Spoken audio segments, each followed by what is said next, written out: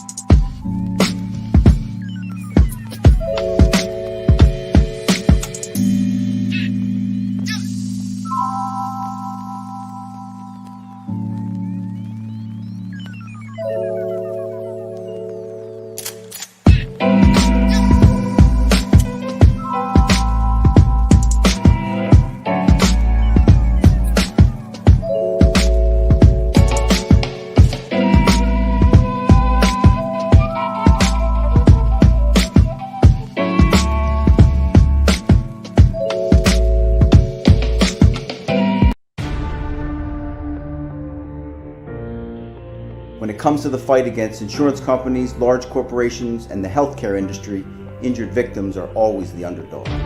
But that doesn't worry us. At Messa & Associates, we're an injury law firm from Philadelphia, and we come to fight. Our clients know that they've got representation with a chip on its shoulder, and it's the same chip that makes Philly the toughest city in the country. Call 215-568-3500 or visit us online at messalaw.com. Messa & Associates, the toughest injury firm in Philadelphia.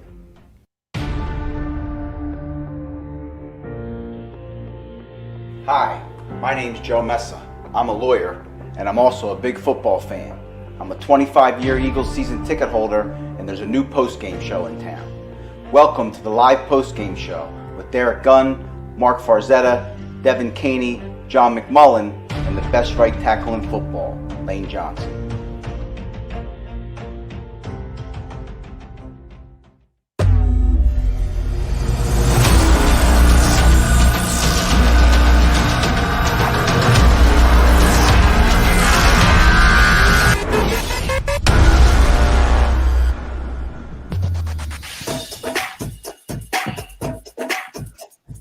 Welcome in to the live post-game show. Mark Farzetta with Derek Gunn, Devin Caney, Eagles. That happened badly Monday night.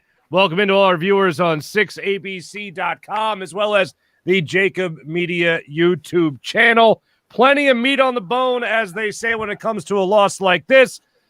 By far, only 3 games into the Nick Sirianni era. This is the worst one of the worst Eagles-Cowboys losses I can remember when it comes to especially a game being in prime time. Well, thank goodness for the good people of Ocean Casino Resort, where you could book your next weekend at Ocean Casino Resort and go for the win. Ladies and gentlemen, we'll need a vacation at Ocean Casino Resort in the not-too-distant future to help kick this loss. Gunner, Devin, who wants first crack at this embarrassing loss in the Nick Sirianni era? Well, because I'm a gentleman, ladies first. Wow. Thank you. Thank you, D-Gun. Well, first of all, if you're tuning in, I'm already looking at the comments. So drop how you guys are feeling, which I'm sure is just as good as us. That game was extremely painful. I'm almost at a loss for words. Jalen Hurts played terribly, but Nick Sirianni just really showed his lack of experience. The play calling made no sense. Why we barely ran the ball. It was just so frustrating to watch. They plowed through our defense. Felt like players are going down left and right. And the best part is our season for the next, 3-4 games looks pretty tough. So the outlook right now isn't great. I'm not feeling too hopeful. So yeah. Sorry to like start us off. I can't be sunshine and rainbows today, No, there's no other way to start it off. There's literally no other way. I mean, other than that, how was the play, Mrs. Lincoln? I mean, that's really how this game feels. You went into this with all the mojo that Nick Sirianni was trying to create, with him going out there with the T-shirt, beat Dallas. And I know it didn't affect the game itself However, you tried to make the good mojo happen going into the game, and that didn't work. You tried showing highlights of the Eagle-Cowboy rivalry, and you did nothing to create any that went in the positive favor of the Eagles in this game. And even going through, and Gunnar, you were there every step of the way, going through the entire Andy Reid era, going through Doug Peterson, going through the predictability of Chip Kelly, I have never experienced a game where you did not run the ball nearly enough to establish anything close to some semblance of a decent run-pass to ratio, any attempt to establish any type of rhythm with your banged-up offensive line, any attempt to even establish a rhythm with your quarterback who was playing behind that defensive line. 2 runs in the first half. 2 of them. And when you finally did, you rattle off a 24-yard gain. Like, even Andy Reid or Doug Peterson's watching that game going, I think they should run the ball. And Gunnar, they had no idea how to game plan for this particular game, and it showed in the first half alone. First of all, let me start with this disclaimer. I refuse to talk about this game, basically because it was an embarrassment to professional football. No, but seriously, so it started out great against Atlanta, and Nick Sirianni owned the city. New boy wonder. Next game against the 49ers, not so good. This was an absolute collapse. On Monday night, first divisional game against this city and this organization's most heated rival, the Dallas Cowboys. And this is what you came out and showed tonight. Nick Sirianni was thoroughly outcoached. His defense, I'm still in shock. I'm sitting here going, at some point, the defense is going to bow up and slow down Dallas's running game. Now, I had said on a number of outlets this week, leading up to this game, keep a close eye on Tony Pollard, because if Pollard can get to the outside, it's going to be a long night for the Eagles. I never thought that they would be able to run up the middle with Javon Hargrave and Fletcher Cox in the middle of that defense, the way they ran up and down the field, especially that first half. They slowed them down a few times in the second half, but when Dallas needed it in the second half, they picked up 5, 6, 7 more yards per carry. There was no adjustment from Jonathan Gannon. There was no adjustment from Nick Sirianni. There was no adjustments. There was basically no heart by this team.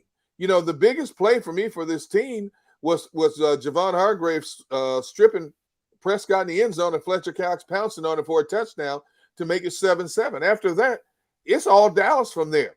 And the 2 things that really jump out to mind, number one, I knew Dallas's offense was good, but I thought they would take a hit with Michael Gallup out.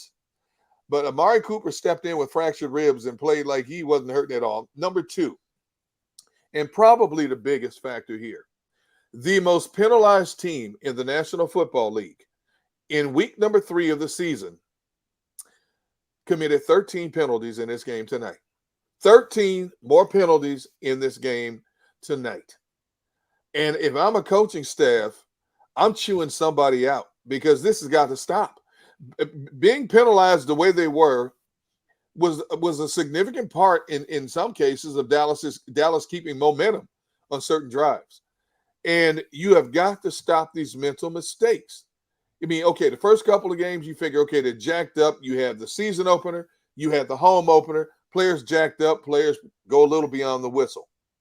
But in game number 3, you should have been able to settle in by now and play a much smarter brand of football. Even if you lost, play a much smarter brand of football.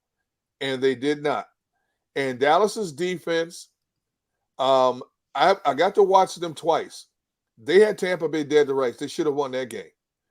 They did a great job of holding a high-powered Chargers offense to 17 points, came away with a win there. I did not think they would be able to put up as many points on the Eagles' defense as they did. But I tell you what, you know, you can hate Dallas all you want, but this team is going to be reckoned with. You know, we laugh, and I'm a big offender of this. I laugh at Dallas year in and year out because down there, all they talk about, this is our year. But Dallas, I tell you what, their defense is young, it's hungry, It's a much faster defense. Did you watch the way they were pursuing to the ball every time the Eagles tried a hitch pass or a screen? The way they flew to the football? Are you kidding me? And the Eagles defense did not. And I just don't get, how can you not be this prepared? So in a span of 15 days, Nick Sirianni has gone from the highest of highs. No, he's gotten his first career win, his first career loss, and his first career embarrassment in prime time. That's a lot to absorb for a new head coach.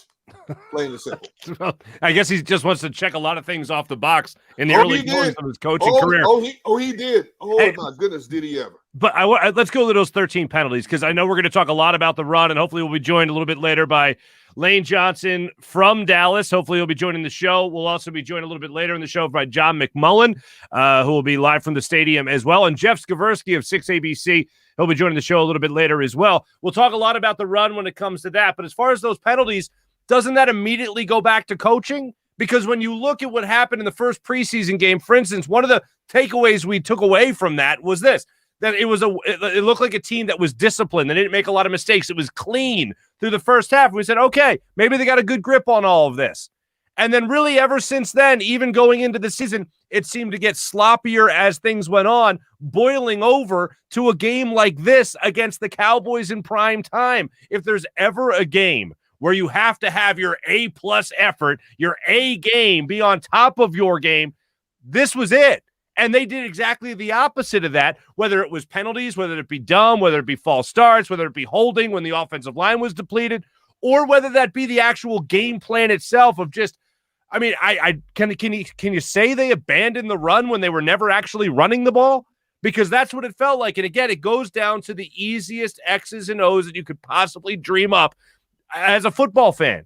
It's just trying to run the ball when it's there for you, trying to establish that rhythm, not having those dumb penalties. These are all things that should be not only correctable, they shouldn't happen in the first place. Yet they happened at will tonight again and again and again. And the only time you were able to actually make a play was when your quarterback was running for his life trying to throw the football down the field.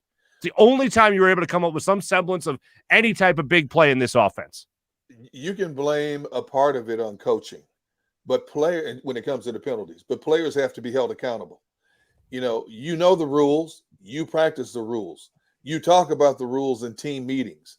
You even have in training camp, you have referees come to your practice sessions when you're practicing against other teams, or even if you're not, when you're having scrimmages, you have referees come and they show you and they tell you what is and what is not allowed. And every team gets penalized. But when you get penalized, as much as this team does double digits week in and week out, it's a lack of focus. It's a lack of focus on players playing this game at this level. And a coach can yell as much as he wants, and he can show it on the film reel as much as you want over and over.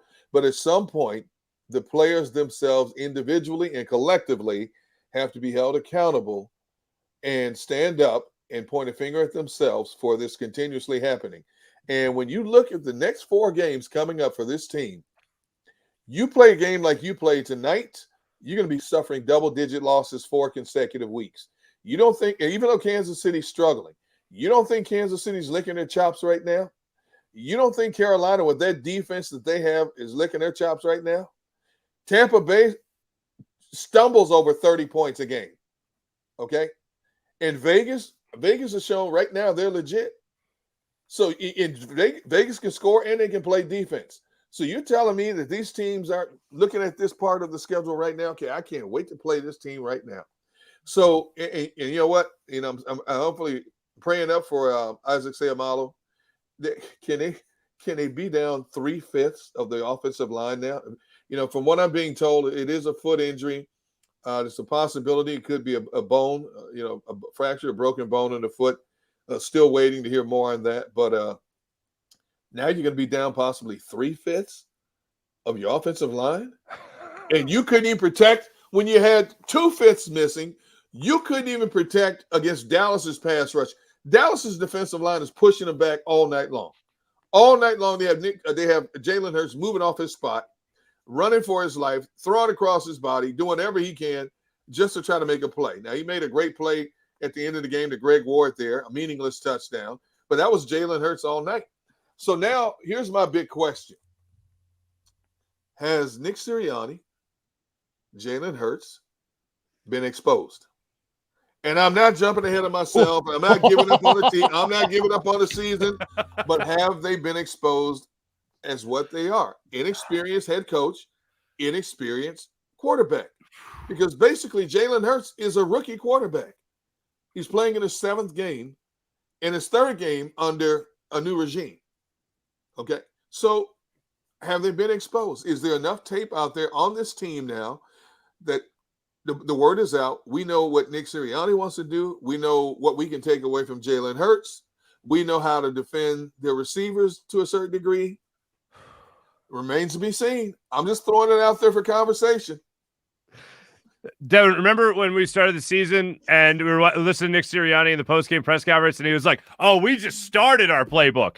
Well, if that was just starting the playbook, and then I guess around halftime of the game against San Francisco 49ers, that playbook is already empty. Oh, man, what a horrendous hire this was by Howie Roseman and Jeffrey Lurie. I mean, look, it's legit. Gunner, it's legit. You know why? Because even before we started the season, we said we don't know what Nick Sirianni is. We don't know what type of coach he is, what type of play caller he is. He's never called plays before, so we don't know what he is. So maybe this is all he was. Maybe they just got all hyped up in the guy that was the rah-rah coach that was just going to bring this locker room back together and help the young guys come up with a younger coach that was coming up himself. Maybe that's all it was. But, man, if that's the case, this is an atrocious hire by Howie Roseman, Jeffrey Lurie. I don't want to be a part of the Negadelphia contingent. Not 3 games into a season. Okay? But I have to throw it out there for conversation. Oh, I get it. It's worth conversing. Oh, yeah. And there's still a lot of football to be played. But it's in 15 days, it's gone from high to mediocre to way low. I mean, that's one heck of a roller coaster dip in the span of 15 days here. Mm-hmm. You know, so what's next? What are you going to do next? I know we all kind of hated on the people who said, oh, it was just the Falcons, but now that's starting to look more and more true. And it seemed like Nick Sirianni stopped that playbook as soon as we beat the Falcons and maybe just threw out all the pages because he had nothing. And that to me is what it was most mind-boggling. I mean, there are a lot of things that were terrible, but the fact that there were no adjustments made, like, I know we call, like, when you're sitting on the couch, you're a quarterback, you know, trying to coach them and thinking you know best. Everyone does it. But in this circumstance, if I am sitting on my couch and saying, maybe run the ball more than twice, like I don't understand how you don't see that. That's just delusion. That's poor coaching. Like an intern could probably coach better than that. Well, it was also the fact that you had 2 guys in your offensive line going into the game. One was Landon Dickerson, who had a very bad first half. I'll just say that. Terrible. The other was Jordan Mailata being out. You had Andre Dillard in as your left tackle. So what did you think, especially based off your last game? What did you think? Okay, I got to get my offense some kind of rhythm here. Miles Sanders is a pretty good running back. I don't have as good an offensive line as I have had in days past. Let me try to run the ball a little bit, so that's why it's just a thud and done instead of trying to hold a pass block with guys that don't have all that much experience. Run the ball with Miles Sanders. Run the ball with a guy like Kenny Gainwell. See what they can do out of the backfield for you. Help out your quarterback. Short, crisp throws over the middle like you were trying to complete later in the game to a guy like Dallas Goedert, who ended up taking it for another 20 yards. Same type of thing to a guy like Zach Ertz, working those tight ends a little bit like they did in the second half. You saw none of that. You said, nope, this is the game plan. We're going to stick with it no matter what. It was like the first 15 plays were not only scripted, they were scripted in stone with no adjustment. And whatever was scripted in that stone was a bad idea to begin with, and they did not get away from that. They stayed with it the entire time, despite the fact it wasn't working. I still can't get over the 2 runs is just something that is just, I am baffled by. I am absolutely baffled by. Like Miles Sanders is not our only option here either. Right. Like it's not like, Sanders isn't working. Gainwell, like there's so many other things they could have done. And they also, I think it was the very first drive through that completion to Dallas Goedert. And I remember at the end of our last show, I said, what gives me hope is their ability to make adjustments. And when they made that play, because we barely saw our tight ends at all against the 49ers, I was like, oh, he learned, we're making changes. And then it immediately just stopped and they never got it back the rest of the game. You know, there was a one series in the third quarter when the tight ends were wide open and they moved the ball. When the tight end, I don't know what happened with Dallas's coverage, but the tight ends were wide open up and down the field on one drive. And then you get Jalen Hurts. He missed, I believe it was Goddard, wide open in the flats. In the very next play, Trayvon Diggs steps in front of, I believe it was Devontae Smith, and takes it to the house on a pick six. Yeah. See, it's the little things, the little details that separate winning from losing, you know. But the better teams find a way to overcome the little miscues that they have. Mm-hmm. This is a team that has defined its way. And they're going to have to do a lot of soul searching right now because this one hurts. And you don't have a lot of time to lick your wounds because you've got another heavyweight coming up this Sunday, a team that's really ticked off about losing at home to the Chargers. And so Andy Reid's coming to Lincoln Financial Field, and you think he's not telling his guys, you better not play the way you played this past Sunday? Are you kidding me? I mean, Kansas City's like Tampa Bay. They accidentally score 30 points a game. Mm-hmm. So if this team can't match them, what are they going to do? Hopefully come up with a better game plan. And you know what? There's someone that can help us out, try to understand what exactly took place in Dallas. Right tackle, your Philadelphia Eagles. Lane, let me just start off by saying, I know a lot of guys might blow off a media interview after a game like that. We appreciate you coming on. Gunnar, myself, Devin, we appreciate you coming on. This is the question that's going to be asked at a lot of offices, on a lot of Zoom meetings tomorrow morning. What the hell happened? If you have to say to fans what happened in a game like this against the Dallas Cowboys on a Monday night prime time, what happened tonight? I think when you go back and look at the first few possessions, 3 and outs, Dallas took control of the run game, ran the clock down, scored, executed, and found ourselves behind the chains most of the night. Hey, Lane, you guys came into this game averaging 162 yards rushing.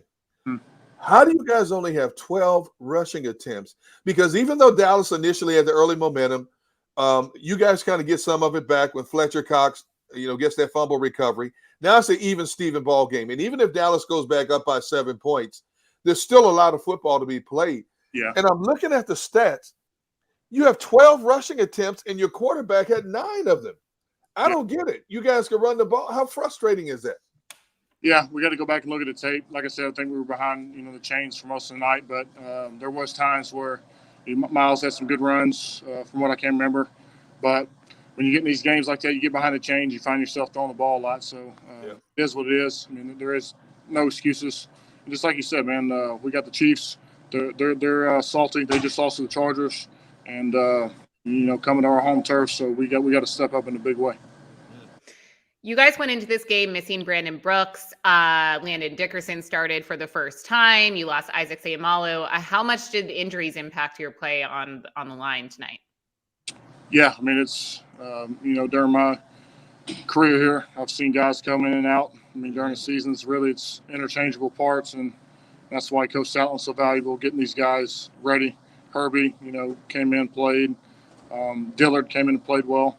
So, it is what it is. It's unfortunate, but, moving forward, like I said, nobody's going to feel sorry for us, and we got to get the ball rolling now. Lane, what was the game plan going into tonight? I know, after the fact, it's a little easier to talk about it, but what was the objective? What were you guys trying to do as an offense that you thought you'd be able to accomplish tonight? Yeah, I thought we could do a better job of, controlling the clock, and that's something that Dallas did most of the night. We started off, I think, the first few drives, 3 and outs, and like I said, Dallas took control of that energy early, controlling the clock, run the ball, scores, and really that was tell the tape. Slow starts, 3 and outs, not converting, and that's what happens. Did Dallas give you guys different looks up front defensively in their front 7 than maybe you hadn't seen on film yet? No, not really. We knew they were going to mix up Parsons and Gregory down the edge and do some different stuff with their linebackers. So, like you said, we didn't do nothing to establish a rhythm early, got behind, found ourselves throwing the ball probably more than what we like to. So, like I said, man, it is what it is. Games before, and you got to look at what you did good, and then moving forward. Like I said, nobody's feeling sorry for us. We got the Chiefs, great team. I mean, you already know what kind of team they are, so we got to step up in a big way. Yeah, you mentioned moving forward, what was the messaging? I know Nick Sirianni is known to be an extremely positive coach. What was the messaging in the locker room after this game, looking ahead to next week against this week against the Chiefs? Yeah, short week, get your bodies right, and small treatment. Guys getting their treatment in, and then get ready for practice, I guess Wednesday. So that's really the game plan. Short week, and get your bodies right. I'm curious, Lane, to go a little bit earlier with the messaging before the end of the game, going into halftime, seemed like you guys might be making the adjustment going into halftime about maybe attacking on the ground a little bit more. What was the messaging at halftime of this game? Obviously, any adjustments coming? Start off fast, and I believe is that the one where on Devontae slipped and he got the interception. I can't. Yeah. So little things like that make up big things. So. We would like to get the ball back and go down there and score, and maybe a different ball game, different interview tonight. But it's how it is, and when you don't execute, this is what happens. Hey, Lane, you guys went into this game as the most penalized team in the NFL. Mm-hmm. You had 13 more penalties tonight. Yep. As a leader on this team, and as leaders on this team, do you guys step up at this point and say anything to your teammates? Do you let the coaches handle it? How do you approach a situation like this? That's really the players. I can say for myself, 2 holding penalties there at the end. I don't know if I agree with them, but I can say if you go back and look at the tape most of the night and go watch set lines, blocking, if I could have those 2 plays back, I'd say it was an excellent game. But, whenever gets late in the game and you got to have it. Stupid penalties. I've been a part of that the past, the first week and then now. So it starts with me and everybody else, and we'll go back and watch the film, and that's one thing we do. We go back and watch every play, good, bad, or indifferent. Put the number on the screen, what you did wrong, and that's really what we do here, hold people accountable. So it starts with the guys up front, me. How was Jalen Hurts after the game? Same. I mean, really moving on to next week. I mean, we'll have a little bit more conversation Wednesday to kind of go over the tape. I think tomorrow's off day treatment, and then Wednesday go in, analyze the tape, and then get ready for the Chiefs. So, like I said, week. But as far as Jalen's concerned, I mean, consistent. I mean, nothing. He never gets rattled ever. How about Landon Dickerson playing next year? I know you always got to go back and look at the film, but how was he communication-wise as the game went on? A lot better this week. Mm-hmm. Much improved. So when you get young players like that, each game is like bars of gold. Each play is, because those live reps. There's nothing that can take place for those live reps, and I think he did well on the games we had, making the twist, and so I think he stepped up. Hey, Lane, I was told that there's a possibility that Isaac Seumalo may have broken a bone in his foot. Have you had a chance to talk to him, and can you tell us, like, what his mood is right now? I haven't even hit the showers yet, D-Gun. Oh, my bad. Okay. I just got some tape off my hands, and that's really it. So I don't know the situation behind it all, but I guess we'll know more tomorrow. Look at you, man. You came right out here to us before you took a shower. Man, you know what? See, that's why I have the utmost respect for that guy right there. Lane, me too. Lane, I got to ask you this, just as one fun one I got to get in here, man. Landon Dickerson on the mustache. Are you going to advise him to keep that, or should he shave that off immediately? I thought he was Charlie Chaplin before the game. I didn't know. I don't hate to each their own. Maybe he needs to take a big burly beard off. It's not looking too good. So understood. Lane, obviously we hope you guys bounce back next week. We'll all be pulling for you. We really appreciate you coming on with us. Thanks for doing that, and thanks for helping us understand exactly what was going on in the football field, man. Yes, sir. All right, man. Stay healthy, brother. Appreciate it. Lane Johnson joining the live post-game show from Dallas after to put it lightly, extremely tough loss. And we are presented by Ocean Casino Resort. Book your next travel weekend at Ocean Casino and go for the win. That's Ocean Casino Resort. Thanks again to Lane Johnson. Coming up a little bit later, we're going to be joined by Jeff Skraversky of 6ABC and John McMullen, who'll be from Dallas as well. More live post-game show with yours truly, Mark Farzetta, Devin Caney, and Derek Gunn when we return in a few.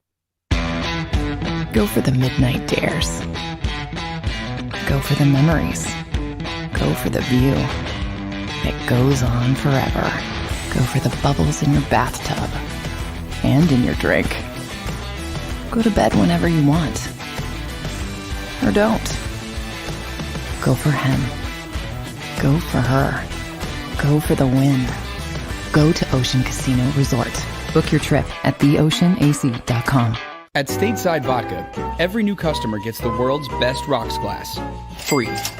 What's that? A rocks glass? You're telling me that bottle is cut in half? You could say that.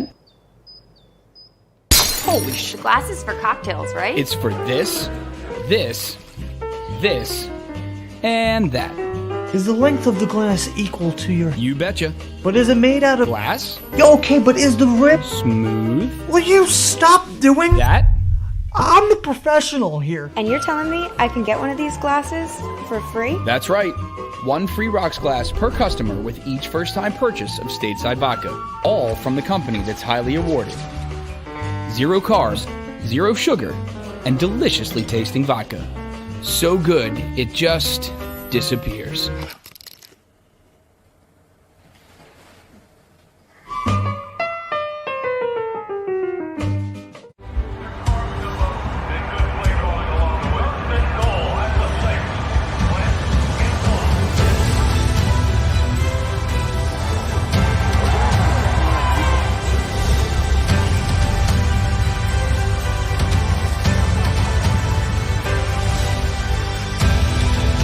Field of life, First Trust Bank is there for you. Champions on 3. 1, 2, 3. Because Philadelphia dreams deserve a Philadelphia bank. When it comes to the fight against insurance companies, large corporations, and the healthcare industry, injured victims are always the underdog. But that doesn't worry us. At Messa & Associates, we're an injury law firm from Philadelphia, and we come to fight.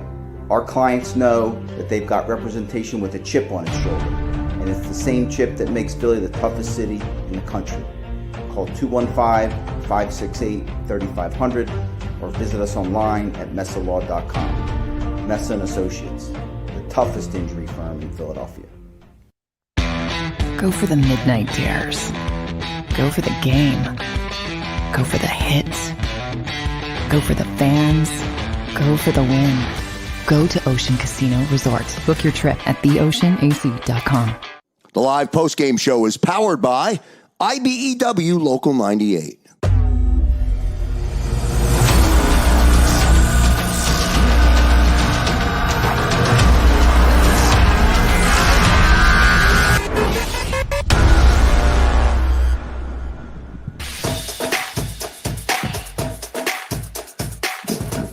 Welcome back to live post-game show, 6abc.com, as well as the JAKIB Media YouTube channel. Derek Gunn, Devin Caney, Mark Farzetta, Lane Johnson just joined the show, where he said they tried to start with a little bit more momentum in that second half. Unfortunately, an interception happened. It was Jalen Hurts' second interception of the game.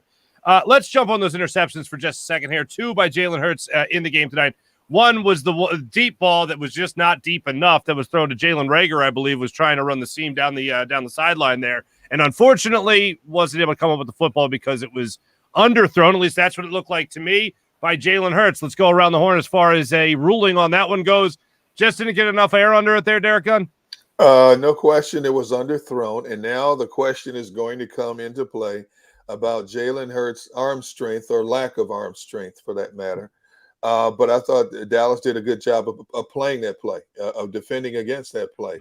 The second one, I know the receiver fell down, but he telegraphed that pass.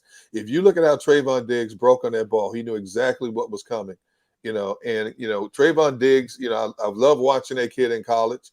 He plays the game fearless, a young player, and I tell you, he was talking smack all night.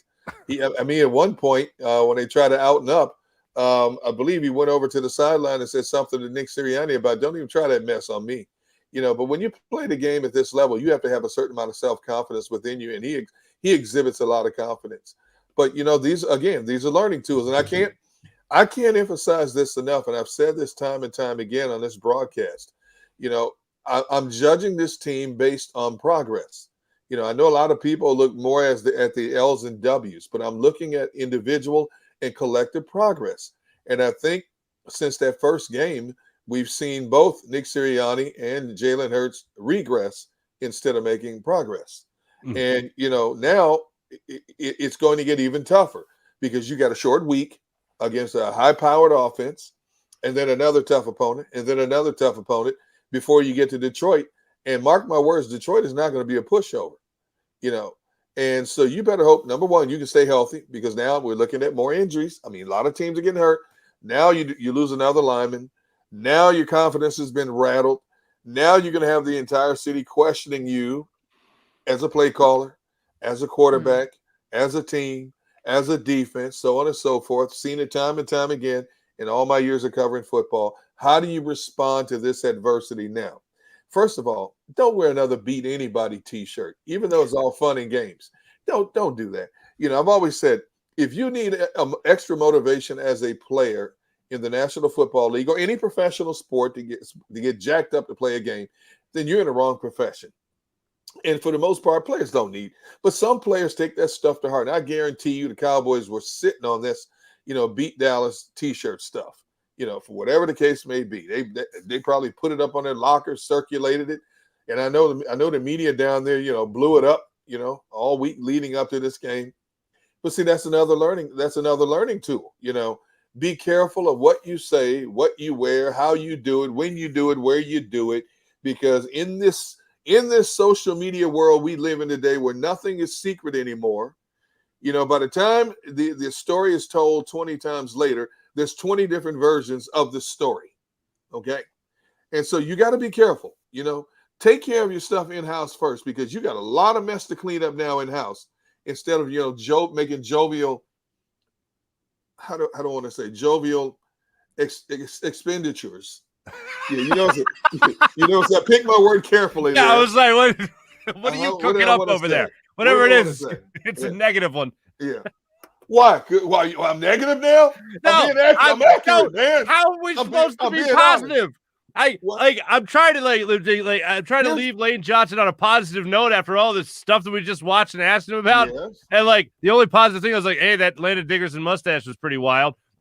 There's nothing that we can pull from this game that we go, oh wait, no, hold on, Devin, I don't want to. Aaron Sipos.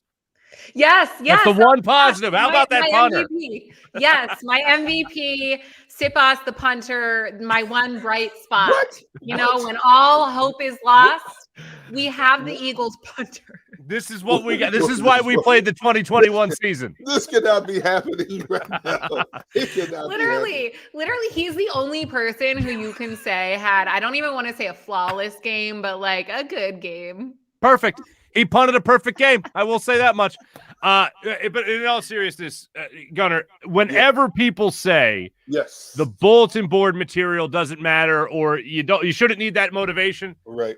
The thing that will always push that aside for me is the fact that I don't think the Eagles would have won a Super Bowl without the bulletin board underdog mentality that they boasted so frequently for 2 straight seasons. One, they won a Super Bowl. The other won a playoff game with it. They love it. Sometimes when these players compete, they need something that's different, whether that's a coach doing the old standby, hey, those guys over there don't respect you. Oh, really, coach? I'm going to get them. Or it's something as simple as a dog mask, underdog, whatever it might be. They need that extra added motivation. It's a weird thing where they find that motivation somewhere, but it works. And I'll say this. Yeah. The Cowboys didn't beat up on the Eagles because of a t-shirt. They beat up on the Eagles because the Eagles were not prepared to play this football game. Their game plan was terrible. They were not well coached. They did not execute. In the rare occasion, there was a good play call. And I'll give you one example of a good play call. There was the rub route in the third quarter that they tried running, similar play to what they scored the touchdown with Devontae Smith in the opening week against Atlanta. They tried running that same play. I believe it was actually Jalen Ray or Quez Watkins on this play. that didn't quite get enough space going around the defensive back, and he got tackled after like a 8-yard gain. Could have been a play broken for 40 yards. It wasn't run totally properly, wasn't executed properly. It was a good play call, not executed properly. But for the rest of this game, they were just ill prepared. The 3rd and 1 from, I believe, the 18-yard line of the Dallas Cowboys that they ended up running a play action on instead of just trying to run for the first down, and they threw it in the end zone, I believe, for their 4th touchdown or 5th touchdown of the game. That was, I think, because Nick Sirianni were a beat Dallas team. That was the run up the score type of play where they could have easily just run the football, kicked the field goal, and gone off the field without having a care in the world. But instead, they went with the play action, and they tried to score another touchdown, and they got it. That was the, I believe, let's stick it to a moment in the game for things that led up to the kickoff. When you have rivalry games like this, you always want to get a one-upsmanship. You know, I don't care if it's high school, college, or pros. And, you know, the team that's on the receiving end of it is like, we'll get them next time. But for that moment, you have that advantage. So, yeah, I know the Eagles are going to say, I can't wait to see Dallas in a rematch in our backyard later in the season. But for right now, Dallas stuck it to you. They stuck it to you in all phases of the game. No question about it. I mean, they ran the ball. I'm looking at they ran the ball 41 times for 160 yards. Okay? 41 times. The Eagles running backs combined 3 carries. 3 carries for 29 yards, and one of those carries was a 24-yard run. It's really going to be hard over the next hour and a half, I guess, to not continuously bring that up because it is the most glaring, obvious, frustrating, infuriating thing we could talk about from this football game. Because the fact that their offensive line was banged up and they threw the ball as many times as they did with a young quarterback as well is just beyond me. And one of your best playmakers is your running back in Miles Sanders. And they chose to barely go to him in and so far to this point, the biggest game of the year. Real quick, Devin, I do want to go back to this because we didn't get your opinion. The 2 interceptions, well, the first one, the deep ball to Jalen Reagor. The other was, I believe, to Devontae Smith, where he fell down the route. What did you make of those 2 interceptions there by Jalen Hurts? Well, I want to go back to my question to Lane that I know he's a stand-up guy, so I figured this would be his answer, but about how Jalen was after the game, and he said he wasn't rattled. And something that I've said has stood out to me about Jalen in the first 2 games of the year, even though one ended in a loss, was that he seemed very cool, calm, collected, never seemed to lose his head. He looked rattled in this game. And I don't know if it started after those first few drives in the first quarter, or if it started when he walked into the stadium and saw how many people were there and it was a primetime game. You know, I don't know when that happened, but to me, he seemed rattled. Obviously didn't play well, threw interceptions. Like, I'm just going back to the reasoning behind it. And that is that for me personally, and I know people in the comments, don't yell at me, anyone watching, but I think that Jalen Hurts was just mentally not prepared for this magnitude of a game, which is an issue because he is an NFL starting quarterback now, and he should be. But I think that he can bounce back. I'm less confident in the play calling, making adjustments, because we've seen that clearly didn't happen. Mm-hmm. You know why he was rattled? Because he. Wait, why are you laughing? You don't even know what I'm going to say yet. No, I know you're going to throw out some stats at me and say because he sucks. No, because he sucks. No, I'm not going to say that. According to the Elias Sports Bureau, because he sucks. I was going to say because the offensive line wasn't there and he had to throw the ball every play. Well, yeah, that too. Because Dallas's defensive front was pushing his offensive lineman back into him almost every other play, and he had less time. He was off his spot. He had very few opportunities where he could stay on his spot to throw the ball. And then receivers weren't getting open down the field. He had to scramble for his life. So, yeah, he probably was rattled because the design plays blew up in a hurry. The timing routes in a lot of cases blew up in a hurry. Not because he sucked, Devin. I wasn't going to say that. No, but because you know what, Mark? You're an instigator. You're an instigator. They're trying to predict. I like that Devin's trying to predict that you're going to say that because he sucks.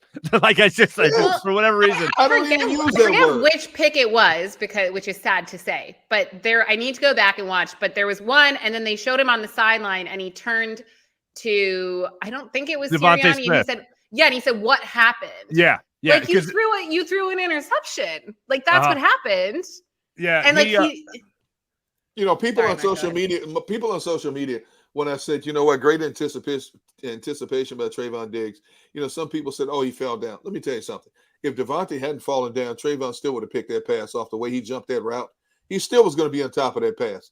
The only thing that could have saved him was if Devontae had tried to grab his arm and knock the ball down to keep him from taking it to the house. Outside of that, that was not going to be a positive play for the Eagles. I don't care what happened. No, you're exactly right. And that particular play, Devin, was when Devontae Smith did fall down. They went over to the sideline, and Jalen Hurts was trying to figure out what happened to him on that play. And I guess he just said he slipped.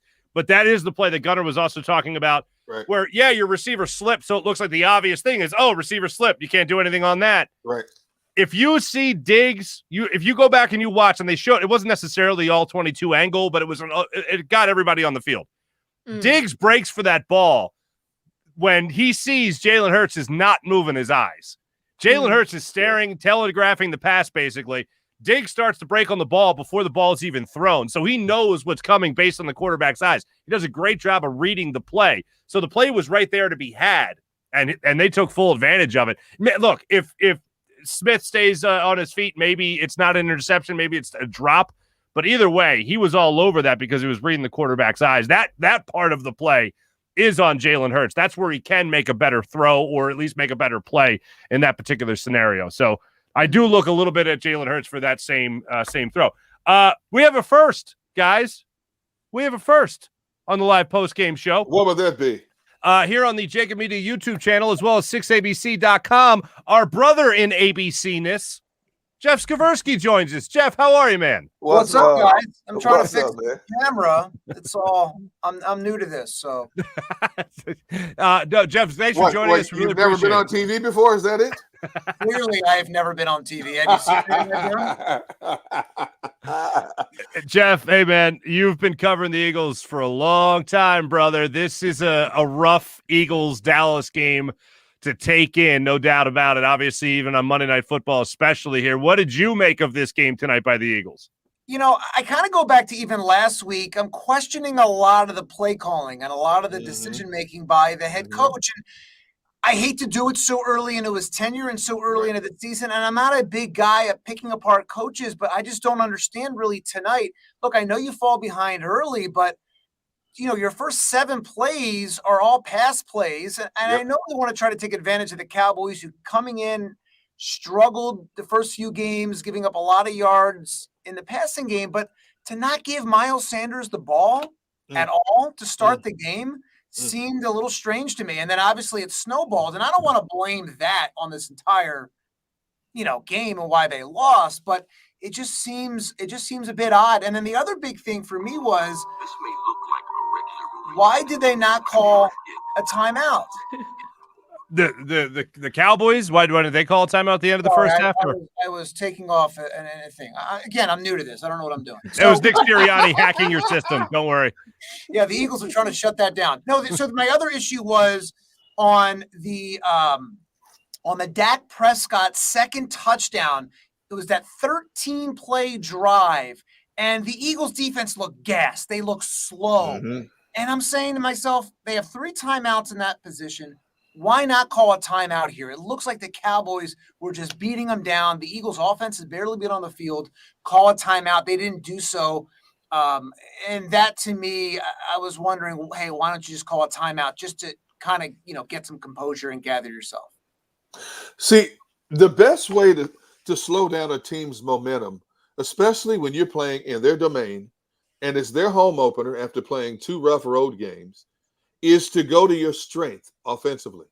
This team was averaging 162 yards a game rushing in 2 games. Run the football. Try to control the clock. Don't play into Dallas's hands. They're already jacked up. They're on national TV. They're at home. They're against their most hated rival in the division. You played right into their hands and giving them the ball back. You have some momentum. Fletcher Cox, as I said, Fletcher Cox gets a touchdown. You shifted the momentum. Then you give it right back to them. They go down the field, score. There's a way to slow that back down again. Don't be so quick to give them the ball back, because, then they get the ball back again. The momentum's back on their side again. They're chewing up the Eagles up and down the field in the middle of their defense and their run game. Now, they average 129 yards rushing coming into the game. You had 162 yards rushing. You had a pretty good running game overall against a 49ers team. But Derek, a lot of that was Jalen Hurts, and Jalen Hurts going into this game led the Eagles in rushing. So I get that. But you have an electric player like a Miles Sanders. Swing pass, screen pass, I don't care what it is. Get the ball in this man's hands. He broke off one run for 24 yards. Is that not a red flag? Hello? Put the ball in this man's hands. Give him an opportunity to do something. Why are you playing into the opposite? You coach scared. Basically, you're coaching scared. When you fell behind, you're on national TV for the first time. Spotlight's on you. You've been an assistant your whole career. Now the spotlight is on you. And you failed to answer. It's only one game. It's week 3. I get it. But this was a big one. And as we know in this city, people judge you more harshly than we do in other cities. You know, so he's going to hear about this all week. Now, he'll stand at the podium and tell, oh, no, I don't listen to the media. And as I tell you guys time and time again, when a player or a coach tells you, oh, I don't listen to what the media or the outside noise is, that's a flat-out lie. Because unless they listen to it themselves or they have somebody close to them that's always telling them what's being said, they always know exactly what's being said about them in a market. No question about it.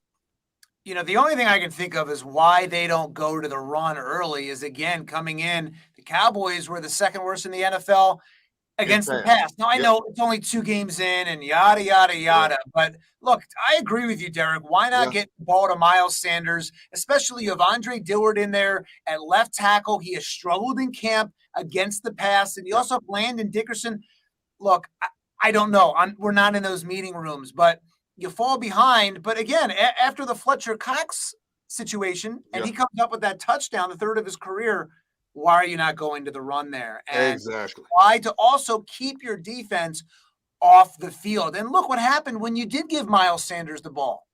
He exploded, right? Yeah. And so, but for Miles Sanders to finish this game, and I know they're down by a lot, but to finish this game with only 2 carries, embarrassment, is insane. And at the half, they had only 5 rushes. The fewest in, I think, since like 2008 or 2009.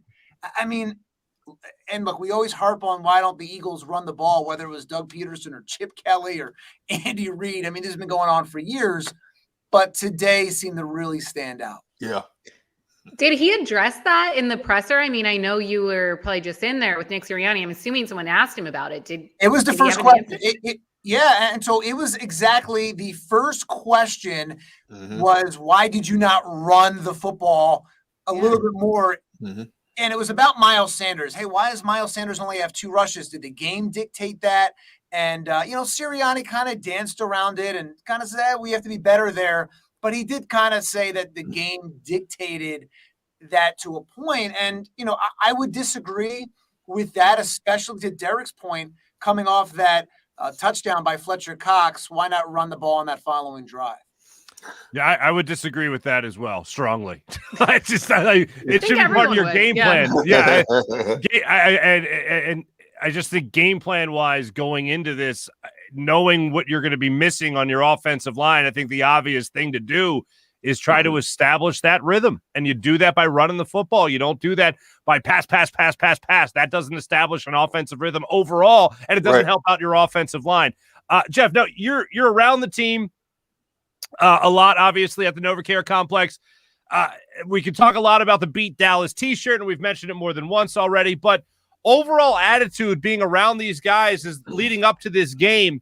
Did you feel like this was more than just having a puncher's chance against the Cowboys, or did you get a feel that this team still had a lot of work to do before they went down to Dallas?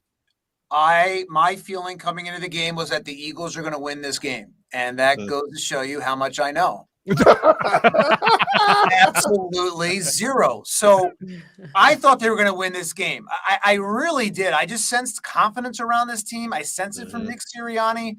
And look, the last 2 weeks were not really, they were ugly. Let's not beat around the bush. They were ugly. And all the penalties, they don't make Nick Sirianni look very good as a head coach to start his tenure. Most penalties by the Eagles ever in the history of the franchise to start first 3 games. Not a good look for a young coach, their youngest coach since Dick Vermeil. The guy is, 40 years old. Not a good look so far. You know, an undisciplined football team is bad. And, you know, they're beating themselves. They did it again today. And, you know, maybe the issue is they look too good in the opener against Atlanta. You know, maybe they look too good and you're going, your expectations went from down here to all the way up here now.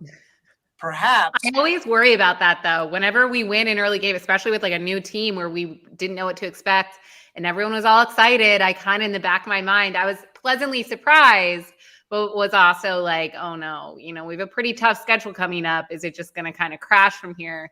I do want to ask you on the same lines of coaching. I know we're talking about Nick Sirianni and his play calling, obviously, but what about Jonathan Gannon? Because our defense was, how do I say it politely? Be nice. Trash. There you go. Horrible. Now she's acting like me now. She's getting more like D-Gun now. But a lot of people have been applauding Gannon so far this season, and I want to get your thoughts on how he's been doing as defensive coordinator. You know, when you go, I don't want to say pound for pound, but when you look at the Eagles defense versus the Cowboys offense, I mean, the Cowboys have explosive players. You look at, everyone talks about Ezekiel Elliott, but what about Pollard? Yep. You know, he came into the game as their leading rusher, believe it or not. So they have that two-back tandem. And then as the receivers, you can't match up with Lamb. I mean, you saw that on the second play of the game, the catch over Nelson. The Cowboys are on another planet, in my opinion, as far as offensively and the talent and the explosive players you have. So, look, it's early. I don't know what to expect from this Eagles defense. I like Slay in the corner. You know, he has the most pass deflections in the NFL since he came into the league. I like the Eagles defensive line. Linebackers is always an issue for me in Philadelphia since Jeremiah Trotter's been gone. How long was that? You know, since the Axeman's been gone. But, you know, in the safety situation, remember, they don't have Rodney McLeod out there. He's still hurt, not ready to go with the knee injury coming off surgery. So I don't know. It's so early, and I hate to be one of these guys that just judges so early. I know that's what we do, but I feel like you have to give it time. You have to give it time, and you have a young quarterback, a young team, a young defense with an old defensive line, and I don't know. I don't know. My biggest issue was not calling the timeout on that drive when they just looked gassed. They looked slower and tired, and they just needed a break. And they had 3 timeouts to burn, and that would have been a good spot. That's really my only, I guess, criticism from what I saw just, you know, tonight. Right. Jeff, great catching up with you, man. Thanks so much for joining us. Hopefully make a habit out of this and talk to you after a few more Eagles games throughout the season. Thanks for jumping on, my friend. Appreciate it. Hey, great seeing you guys. What is that? Is that tequila behind you? You may need a little bit of that. That's some fine stateside vodka, my friend. I can spare a bottle. I don't know if you can tell. Hey, Jeff, 3 of those bottles are empty after tonight's game, dude. Sounds about right. I started with 9 bottles. Jeff, thank you so much, brother. Great seeing you guys. Thanks All for right, having man. Take care, dude. Great seeing you as well. Jeff Skraversky, sports anchor for 6 ABC, of course. And you know what, ladies and gentlemen, speaking of stateside vodka, check out the scroll below and use code JAKIB, that's JAKIB, for 15% off a 1-liter bottle. Go to statesidevodka.com. There it is. There's the goods, folks. There's the goods. Statesidevodka.com. When we come back, we're going to head back to Dallas. John McMullen will be joining us to break down all the things that happened throughout the Nick Sirianni press conference, Jalen Hurts, and whatever was said in the locker room about this devastating Eagles Monday Night Football loss when we return on live post-game show right here. Go for the midnight dares. Go for the game. Go for the hits. Go for the fans. Go for the win. Go to Ocean Casino Resort. Book your trip at theoceanac.com. When it comes to the fight against insurance companies, large corporations, and the healthcare industry, injured victims are always the underdog. But that doesn't worry us. At Messa & Associates, we're an injury law firm from Philadelphia, and we come to fight. Our clients know that they've got representation with a chip on its shoulder, and it's the same chip that makes Philly the toughest city in the country. Call 215-568-3500 or visit us online at messalaw.com. Messa & Associates, the toughest injury firm in Philadelphia. Go for the midnight dares. Go for the memories. Go for the view that goes on forever. Go for the bubbles in your bathtub and in your drink. Go to bed whenever you want. Or don't. Go for him. Go for her. Go for the win. Go to Ocean Casino Resort. Book your trip at theoceanac.com. At Stateside Vodka, every new customer gets the world's best rocks glass. Free. What's that? A rocks glass? You're telling me that bottle is cut in half? You could say that. Holy shit. And you're telling me I can get one of these glasses for free? That's right. One free rocks glass per customer with each first-time purchase of Stateside Vodka. So good, it just disappears.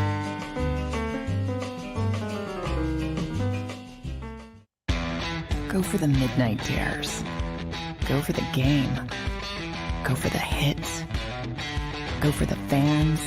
Go for the win. Go to Ocean Casino Resort. Book your trip at theoceanac.com. The live postgame show is powered by IBEW Local 98.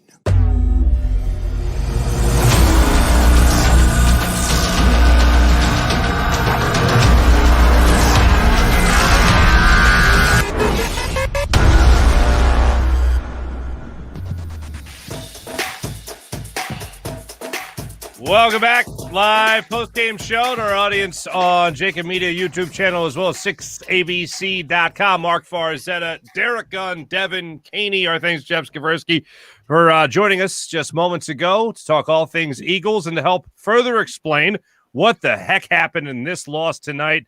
Prime time, Monday Night Football. John McMullen joins us, and the great John McMullen is presented to us by Mesa Law and Associates. Need a tough injury lawyer? Call Mesa and Associates. John, what is the word from the locker room and the post-game press conferences? Flush it, which I think is what all of Philadelphia would like to do. So that's what Jalen Hurts, and to make your pain a little bit more, that's Dak Prescott, if you can hear him in the background. They're piping him up on 11, Spinal Tap's 11 in the press box here. So I apologize for that. But, yeah, I mean, there's not much you can say. The Eagles got blown out. And in a lot of ways, a lot of garbage time statistics. So the people that even want to look at the numbers and say, well, so-and-so did this, so-and-so did this, they were not effective when the game actually mattered. They were blown out. This was a lopsided loss, no question about it. Hey, John, what did the players, especially offensive players, say about running the football only 3 times? I mean, the stats say they ran the ball 12 times, but your quarterback ran 9 of them. You have a back like Miles Sanders. You have Kenneth Gainwell. I don't know why Boston Scott is in the witness protection program. They don't even use him in a running game. But what did they say about the embarrassment of not running the football? Well, why do you need Boston if you're only going to run it 3 times? Somebody, I don't care who, anybody, the concessionaire, referee, anybody, somebody run the football for him. People thought Doug Peterson didn't like to run the football. Andy Reid didn't like to run the football. We're at a new low for Philadelphia. Look, I agree. In the modern NFL, you pass to run late. And in the old school, obviously, you ran to set up the pass. You know, Jody McDonald asked me this week on Birds 365, what is the run-pass ratio going to be? I say, tell me what the score is in the fourth quarter, and I'll tell you. And they were behind early. And they just forgot the running game. And, you know, that's what happens in this league when you're behind by more than 1 score, 2 scores. You got to throw the football. And the Eagles are not equipped to throw the football. They're not equipped to win shootouts. And this was a shootout. If they were going to win this game, they were going to have to outscore the Dallas Cowboys. They're just not capable of doing that at this point. It certainly doesn't seem like they are. Yet they went in with a game plan that I'm still going to be spending days trying to figure out exactly what it was. Lane Johnson was trying to help us understand. I still have a lot of questions surrounding it. Nick Sirianni, we were told a moment ago, John, that when he was asked about the game plan and when he was asked about running the football and how Miles Sanders only gets 2 runs in this scenario, said, you know, I got to be better. It seems like any coach going into this type of game when you're already down 2 of your starters in your offensive line would know to run the football more. Was there anybody willing to come out and say they just flat out made a mistake? Not, hey, I got to be better. We got to look at the tape. We got to improve. Anybody that's willing to really address it head on, saying, no, we didn't do what we were supposed to do tonight. No, I guess Jalen Hurts was the closest, and he came down to saying we didn't execute the plays that we did run. So remember, they didn't convert a third down until there were less than 10 minutes left in the third quarter. So, you add the penalties. This team just set a franchise record for most penalties, and they've been around for a long time, and most penalties over the first 3 games. So when they're behind the sticks and they're not converting third downs, it's really difficult to run the football. Obviously, if you convert, you have a new set of downs. It's more likely a run pops into Nick Sirianni's head now, but they're not converting a third down in 40 minutes of football. And then when they did start to convert a few, it was garbage time. It was extended garbage time. It's like an NBA team down by 40 points, and they start scoring a little bit because the other team doesn't care. The Eagles started piling up some yardage because the game was over. When it counted in those high leverage situations, they weren't successful. Hey, John, I posted something, a comment I made here on Twitter. I made on this show was posted on Twitter, and I know it's only week 3, but I'm going to ask you and see what your thoughts are. Have Nick Sirianni and Jalen Hurts been exposed?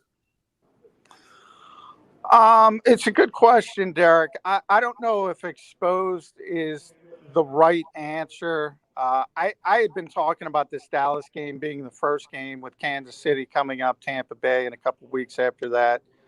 Those are the 3 games you can really point to say, okay, these offenses are going to score some points. No matter how well the defense is playing, they're going to score some points. And are the Eagles capable of keeping up with them? Well, back in the spring, I said probably not at this stage. This is test number 1. They weren't. We'll see Kansas City as they come in this week, and we'll see how that shakes out. And then you have Tampa Bay. I just don't think they're high-powered enough. I think they have to play from the lead. Nick Sirianni admitted that after, the failed 4th down against the 49ers. Jalen Hurts is not the kind of quarterback at this stage of his career that can step back in the pocket and throw it 45 times and win you a football game. That's not his strength. His strength is doing some things with his legs, his off-schedule offense. So I don't know if he's been exposed. It's just really difficult to have him play at this stage of his career in these types of games. The goal of this season, we were told since very early in the process, really, if you go back to Jeffrey Lurie firing Doug Peterson, he said this is a transition year. And this should be about not necessarily beating the Dallas Cowboys in week 3 on Monday night. Are we going to find out if Jalen Hurts is the long-term answer at quarterback? That's the goal of this season. And I don't know the answer to that. I don't think any of us know the answer to that. But they have to figure it out, and they have to let them go through these types of learning cycles to figure that out. Do you think that tonight was a, anomaly for him? I mean, I'm like you mentioned our schedule moving forward. It's terrifying. And, Philly fans, you're sunshine and rainbows, John. So I'm just going to keep it positive here. And, Philly fans, when we win game 1, we're going to the Super Bowl. When we lose 2, especially tonight, we suck. We're never going to win again. We're going 1-16. Where do you fall on that spectrum? And what do you have to say to fans who are calling it on Jalen Hurts and saying that he's never going to be QB1? Was tonight just a particularly bad game for him? Yeah, I think it is extremes. It is overreaction. It was an overreaction in week 1 in a positive fashion. It's going to be an overreaction in week 3 in a negative fashion. I will say, critics of Jalen Hurts have said early in the process that he doesn't have really NFL top level accuracy. And for people who doubted those critics and doubted people like me, put on this film and watch the accuracy. This is what we're talking about. The ball placement in this game was really consistently bad. Can he improve that? Josh Allen did it in Buffalo. There aren't a lot of guys you can point to that have done it in a successful fashion, but there are people that have done it. It looked like Jalen was on the right track early in the season, but against Atlanta, they were all short throws. It was all sort of to gain confidence for him. And I thought it was a really smart game plan early for Nick Sirianni.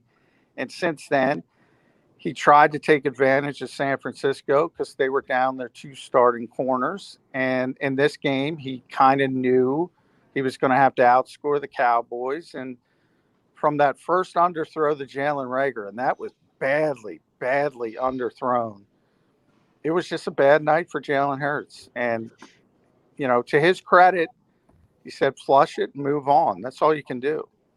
Well, so say Jalen Hurts had a great night and he had hit all of his targets. Would we be praising Nick Sirianni's game plan? That's tough. That's tough to answer, Kevin, because I don't know what his game plan was because it was so unsuccessful. Through the first, 2.5 quarters, really. And then again, the stats started to pile up a little bit when it didn't matter. But the first half and into the third quarter, because I thought Mike McCarthy gave him a break when he really badly mismanaged the end of the first half. Yes, he did. The Eagles had they had like a 2nd and a 31. I think it was 2nd and 31. He had 2 timeouts. He didn't use them. He had a chance to put his shoe on their throat and just end the game right there. And I said, if they come out in the second half and do something with the kickoff, this game might change. But they weren't able to do it. And once Dallas got it up to a 3-score lead, they let up a little bit. And the numbers, I think if you look at it, total offense, it was, let me pull it up real quick. It was only 380 to 367. And believe me, it wasn't that in the first 40 minutes of this game. Well, when you bring up that play of not calling time or not lack thereof of not calling timeout before the half, my feeling was these were 2 coaches that aren't really good coaches, because I'm one of those people that does not have a lot of respect for Mike McCarthy as far as how good a head coach he can be or how good a head coach he is. And yes, I understand he has a Super Bowl ring. But I thought Nick Sirianni, and a guy that's trying to prove his worth as a head coach at the NFL level and a play caller also at the NFL level, has left a lot to be desired. And I can certainly look at Jalen Hurts, John, as you covered so eloquently, saying the underthrows, bad throws being off his mark, not leading Devontae Smith in the throw across the middle that ended up getting broken up by Diggs as Devontae Smith went across the middle. You can talk about a lot of that stuff, telegraphing the pass that ended up being an interception, a pick 6. You can certainly look at Jalen Hurts for those mistakes. But overall, I just felt like when you really judge a game and the game plan itself, you're judging what happened in the first half. And I know in the second half of this game, they were playing from behind, so you can almost push aside the run for a second and say, well, of course they didn't run the ball a lot. They were trailing the whole game. I didn't feel like this was one of those games. Did you get any semblance, any idea going into this game that they wanted to establish the run, or was it something that they just never really factored in? Well, I don't think that's the modern NFL. And it's funny because this is an RPO-driven offense. So when it's working, there's going to be a lot of runs. Now, they might be unconventional runs. It might be Jalen Hurts running the football in off-schedule type of ways. But they came into this game, short sample size, small sample size, obviously, but the second-ranked rushing team in the NFL. And most of that had to do with the quarterback, not the running back. So when you're thinking of a traditional running game, that's not what this offense is about, but they want to run the football, if that makes any sense. They just didn't do it because they got behind early. They didn't convert third downs. And from then, I thought Nick Sirianni, from that point, I thought he handled it really poorly. And I thought, look, you're either in these types of games. Jim Schwartz used to tell me this all the time. Games have personalities. Go back to Super Bowl 52. You know, that was a shootout. You have to recognize that as a coach, that this is the way this game is going to be. I thought, you know, Nick verbalized he thought he was going to have to keep up with the Cowboys. He thought he was going to have to outscore them. It didn't seem like he came into the game with that sentiment, with that mentality. That's troublesome. Like, just to think back on it, that is troublesome. Overall, I mean, you said the general thought on this whole thing was, you know, flush it, move on from it, and all that. Is Jalen Hurts giving himself that 24-hour period before he moves on to the Kansas City Chiefs, or is this one that's going to be sticking with him for quite some time? What was the sense you got after the game? You know, the one thing about Jalen, I will say, I don't get a sense. He's very even-keeled. I thought last week was a perfect example of that. Nick Sirianni took that loss incredibly hard, the 49ers loss. I mean, I joked, Devin's probably not going to get this. Derek, you might get it. Mark, you might get it. Stuart Smalley, the old Saturday Night Live character. That's what he reminded me of when he was talking to us on Wednesday. And he was trying to have a self-affirmation session. Oh, yeah. Like, I'm here. I'm a good coach. I belong here. And I'm like, dude, you got to be comfortable in your own skin. You don't got to prove yourself to us. And meanwhile, Jalen Hurts came up and said, there are no losses. I think that was his T-shirt slogan of the week. There are no losses, just lessons. And I thought it was good. Really? I thought it was a really good sentiment. Jalen, I don't even worry about him. He'll turn the page, and he'll go to the next game. I worry about Nick more because he's so emotional. He really takes these losses hard. Well, right. Doesn't that kind of show his inexperience, though? Taking a loss, especially last week's loss, so hard?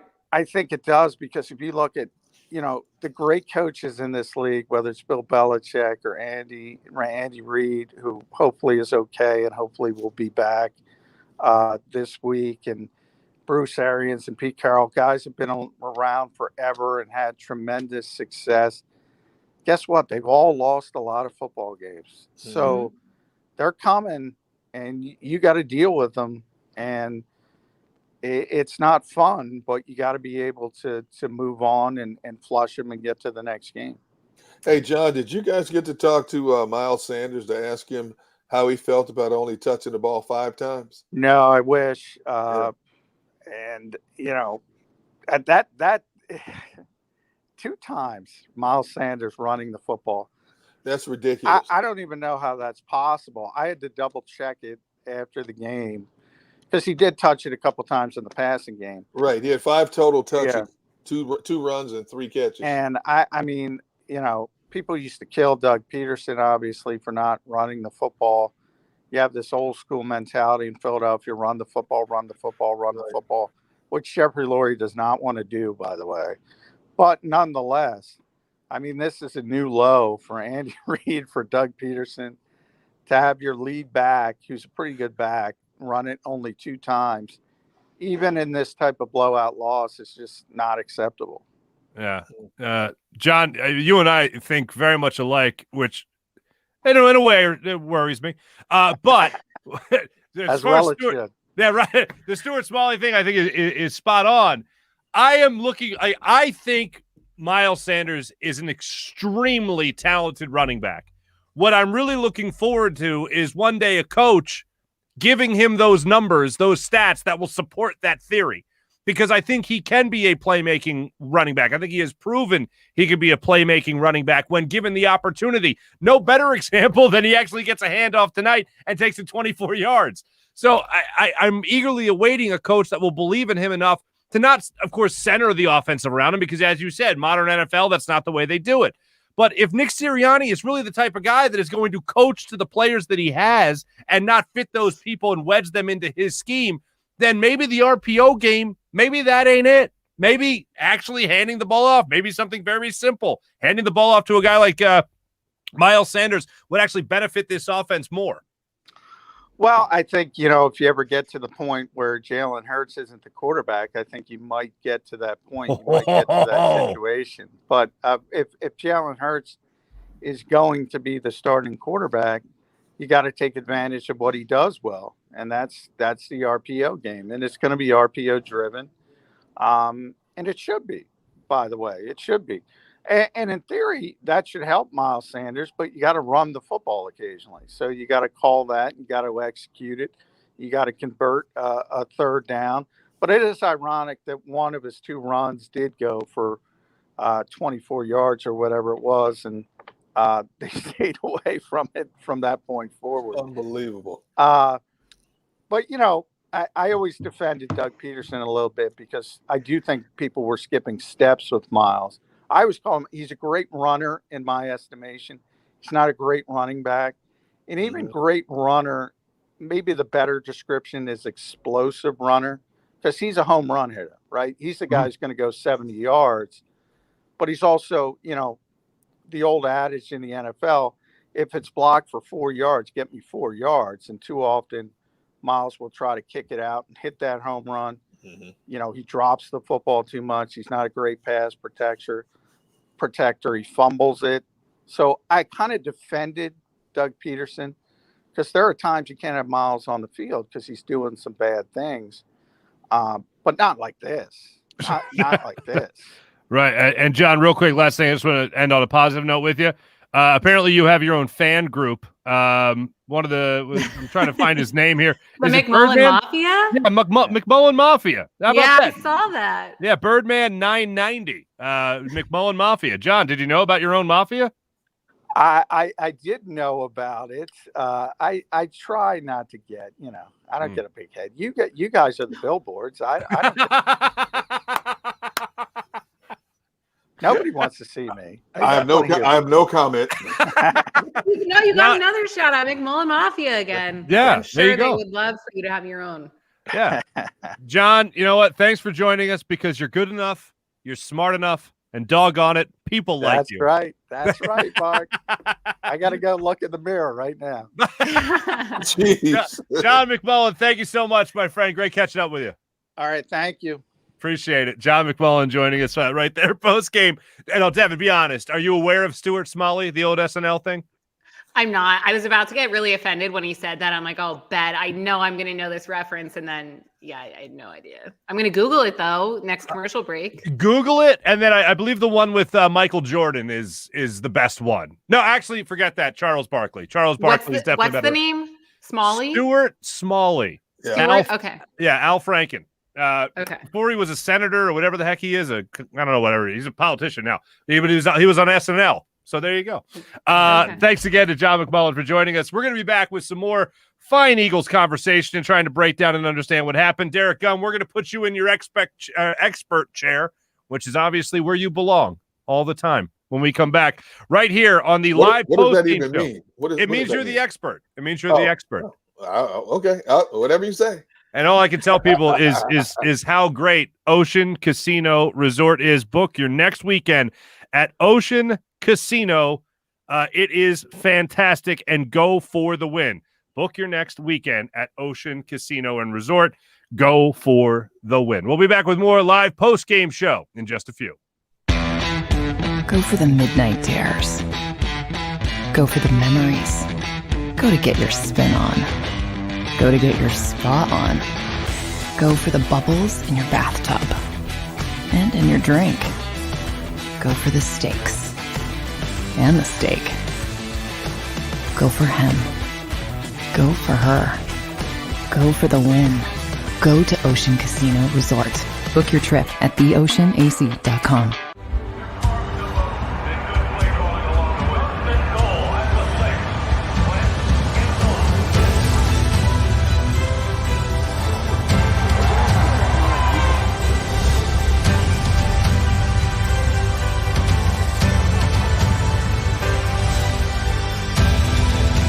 Field of life, First Trust Bank is there for you. 1, 2, 3. Because Philadelphia dreams deserve a Philadelphia bank. When it comes to the fight against insurance companies, large corporations, and the healthcare industry, injured victims are always the underdog. But that doesn't worry us. At Messa & Associates, we're an injury law firm from Philadelphia, and we come to fight. Our clients know that they've got representation with a chip on its shoulder, and it's the same chip that makes Philly the toughest city in the country. Call 215-568-3500 or visit us online at messalaw.com. Messa & Associates, the toughest injury firm in Philadelphia.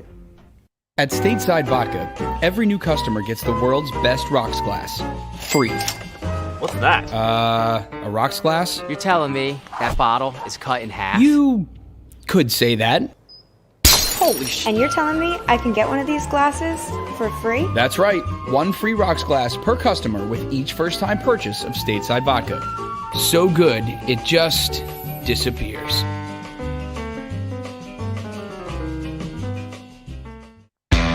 Go for the midnight dares.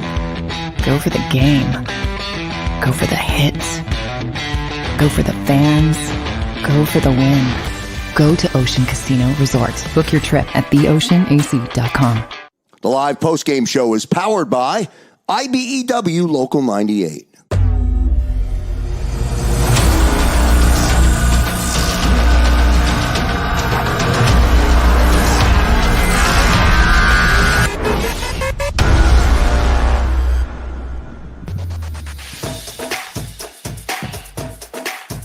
Welcome back to live post-game show. Mark Farzetta, Devin Caney, Derek Gunn trying to recap what happened to the Eagles tonight. The live post-game show on JAKIB Media YouTube channel as well as 6abc.com is fueled by Stateside Vodka. You can see the scroll below. Use the code JAKIB, that's JAKIB, for 15% off a 1-liter bottle. Go to statesidevodka.com. Make sure you treat yourself with Stateside Vodka.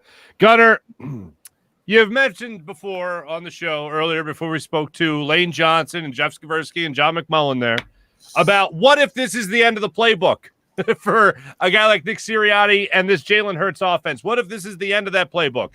I'm going to ask you this question compared to all the years of covering the NFL and all the years of covering the Philadelphia Eagles.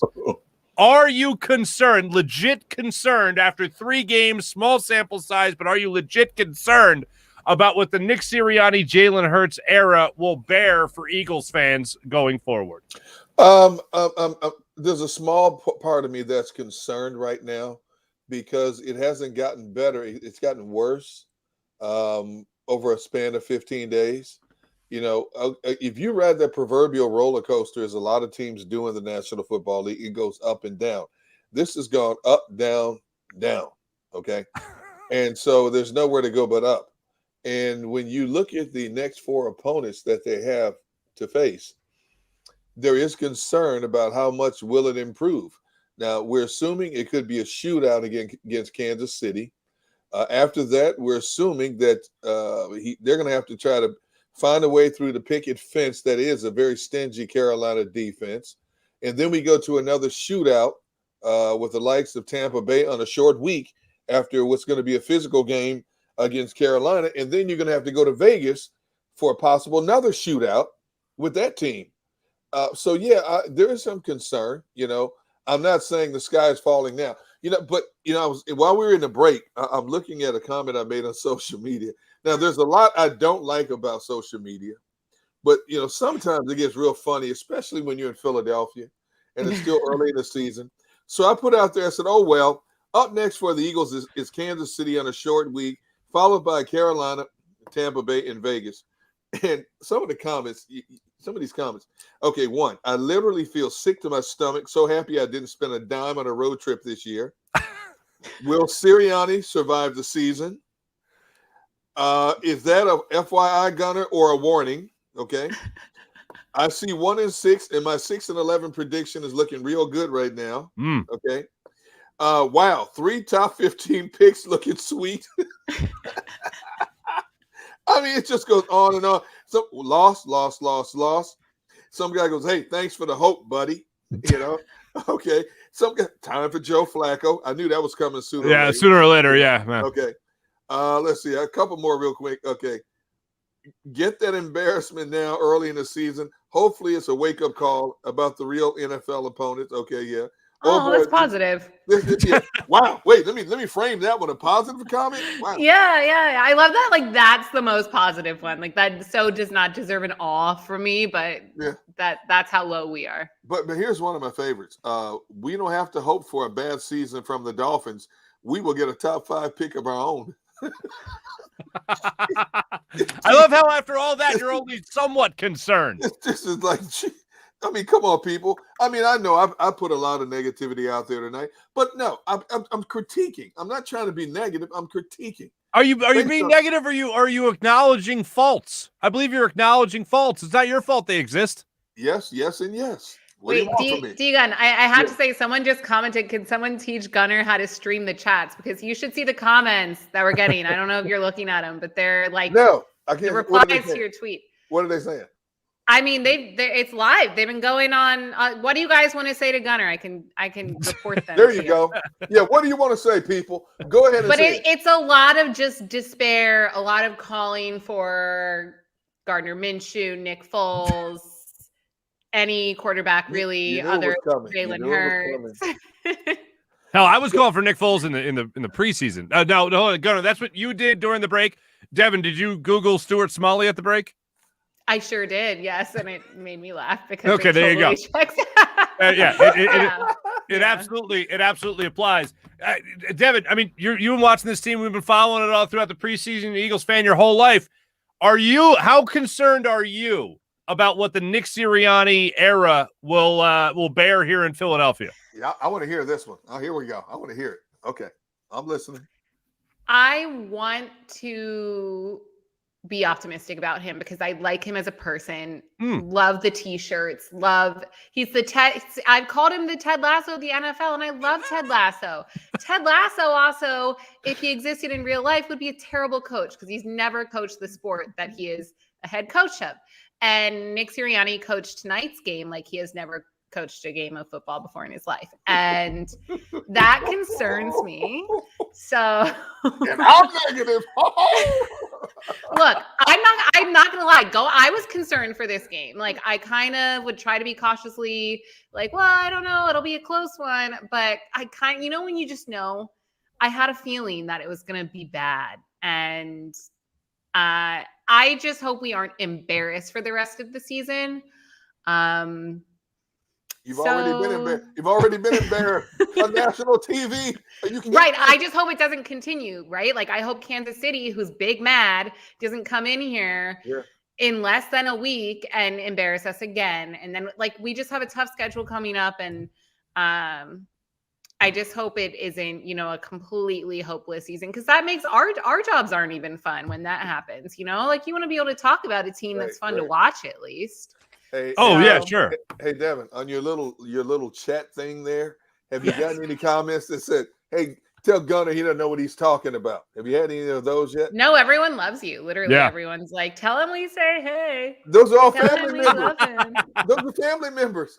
Oh, well, wait. Last week we did. The ribs are in the mail. Now, anyway, if anyone in this chat gets a rib before I get a rib, as long as I've known you, Gunner, I'm really upset about that.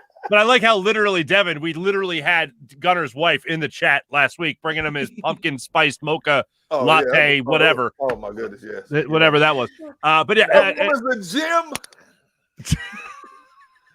I need espresso right now. Dear. If you actually have espresso in your house, 1 a.m. We're delirious. We all need D-Gun's pumpkin spice lattes. We do. We all do. There's some people, I hate to bring this, but some people, I put out on Twitter, maybe it was 2 years ago, when I said, oh man, the fall is back, and I'm at Wawa, and I love pumpkin spice coffee is back. And some like, really, Gunner? Really? You pumpkin spice? Really? Of all people. Like, what is that supposed to mean? Yes, I like my pumpkin spice. Yes. Yes, I do. Okay, we're off track here. I'm sorry. We're getting off track. No, I mean, between Ted Lasso and the pumpkin spice lattes, I feel like we're all trying to put ourselves in a better place. But no, Devin, you kind of hit the nail right on the head. When it came to Ted Lasso, I was just like, in the show, his own show, he sucks as a coach. But then again, to your point, it's a coach. He's coaching a sport he's never coached before, and at the professional level, nonetheless.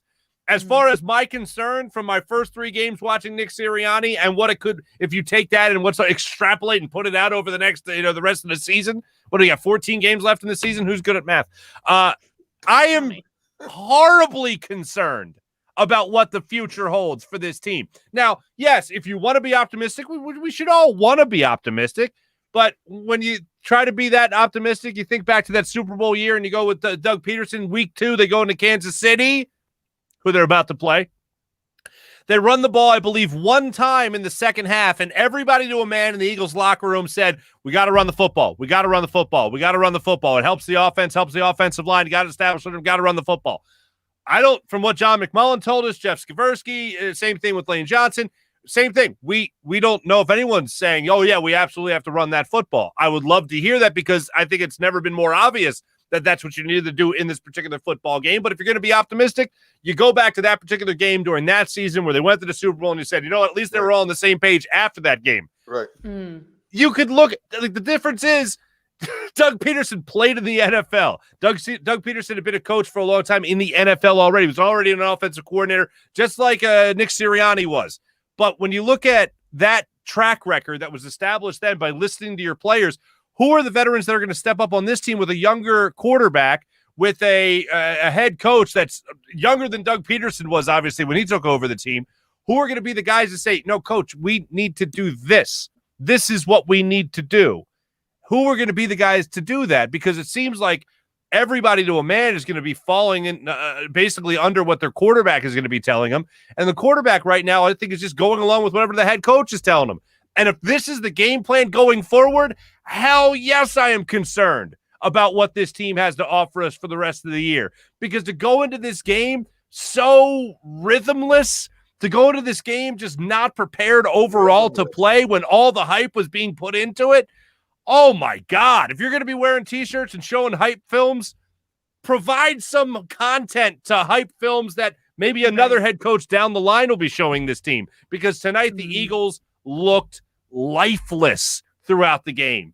And I to me, that all goes back to the head coach. It looks bad right now, and rightfully so, compared to where it was a couple of weeks ago. But I'm not going to be a long-term pessimist and say this is going to get real bad. To me, it's week to week. The scenarios will change every week. Hopefully, they won't be blowout scenarios like this. If they play a team, let's say they play a team like Kansas City, you hope they win. But if they lose in a shootout to Kansas City by 2 points, they're right there tooth and nail with this Kansas City offense, and they lose by a point or 2 points. I don't feel so bad. You want them to win, but okay, we're seeing progress in the offense. If it's a balanced attack, they have a good day rushing the ball, throwing the ball, and they're going back and forth with the likes of a Kansas City, the team that's been to the Super Bowl the last 2 years in a row. I come away feeling a little bit better. If it's like this, obviously it's another week of misery. Okay. So I'm not going to there are already people out there 3 games into the season that are long-term pessimists. I'm looking at 1-16. Some guy wrote, hey, tell Jalen Hurts it looks like that rent check is going to bounce. Yeah. Okay. We'll say all the rent tweets and stuff I saw, they were pretty funny. I have to. They gave me a chuckle. Very ingenious. But I mean, come on, seriously. 3 games into the season, seriously. But again, it's going to be week to week.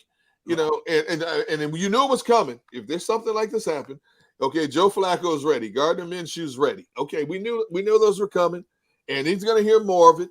Now we're going to find out what Jalen Hurts is made of as a person. What kind of inner strength does he have?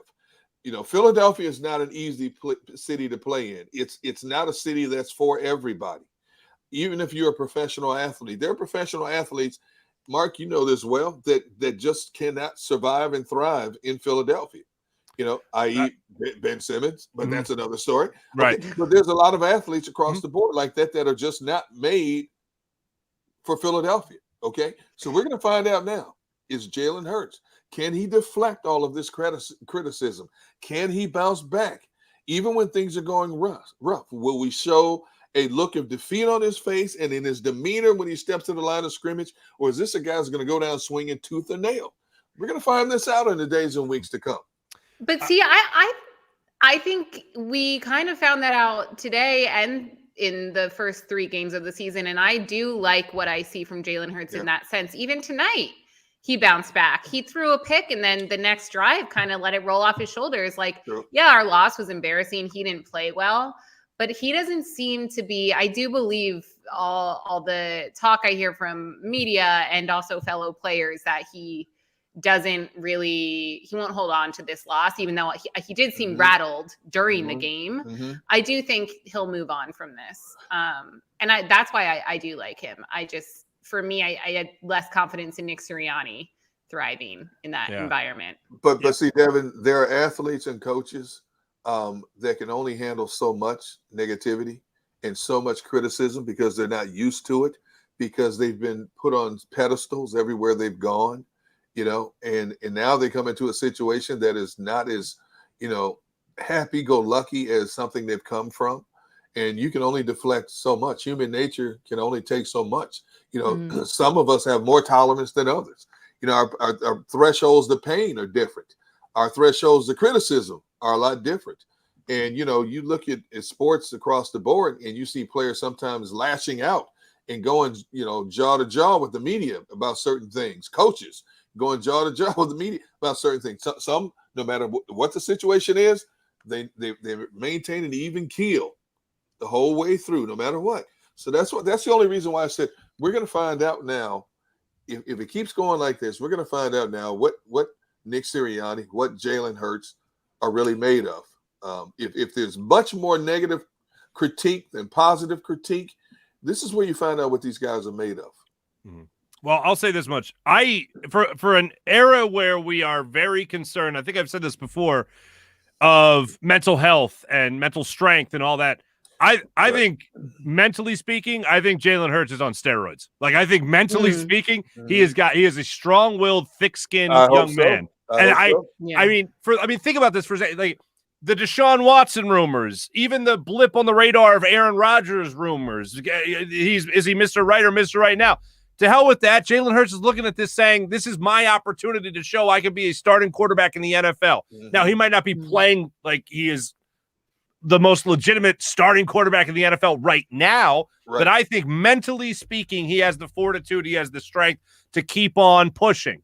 What I don't know is whether or not Nick Sirianni is good enough to be a head coach in the NFL. I think Jalen Hurts will put it together, but I don't think his coach is going to be helping him. And I think that, again, the most egregious thing that you can take away from this game is just how, as a team, they did not look prepared to play this game. And this is where a coach was trying to infuse that life into his team throughout the entire week. Hey, guys, be ready for this. It's prime time. It's Dallas. We got to beat Dallas. This is what it's all about. Fans stop me on the street and say, hey, welcome to Philadelphia. Hey, beat Dallas.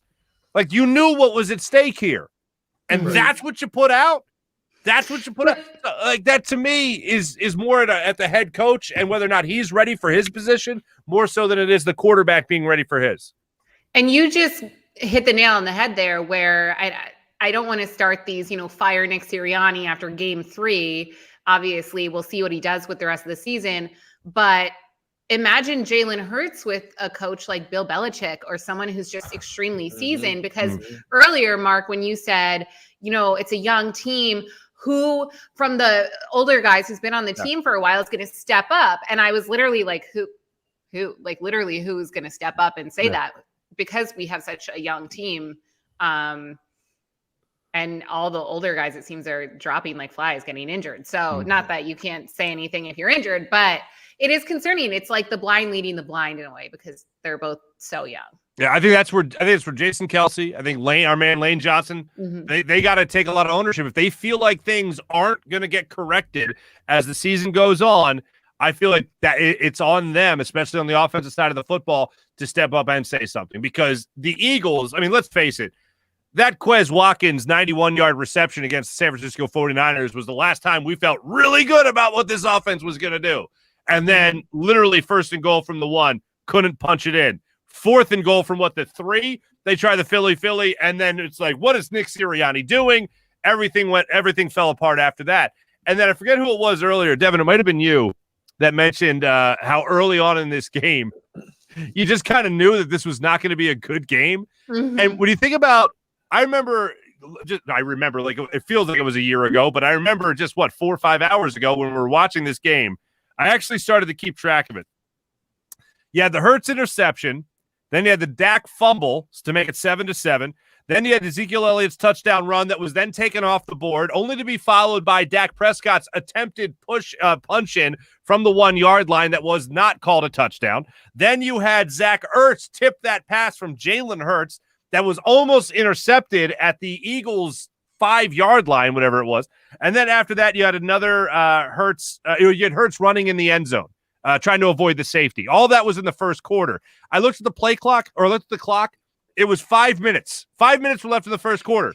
You had like 20 games already play out, and you still had 5 minutes left in the first quarter. That's how I knew we were going to be in for a long night. And really, from that point on, the Eagles just weren't able to put it together. It just, again, I mean, the word that keeps on coming back is just rhythm. There was none of it for the Eagles today. None. Those things happen, you know, and hopefully you get it out of your system. And, you know, I'm giving Nick the benefit of the doubt. He came highly recommended by a guy who has a lot of respect in this city, in Frank Reich. You know, and obviously any head coach wants to see his assistants become head coaches because it makes them look that much better. But I don't think Frank Reich would have endorsed Sirianni if it wasn't sincere and legit. And right now, Sirianni is going through some serious growing pains right now. And it's understandable, you know, why, as of right now, he's got to be sitting behind closed doors, second-guessing himself. That's understandable because he was peppered with the questions tonight. He will be peppered again with more questions later this week.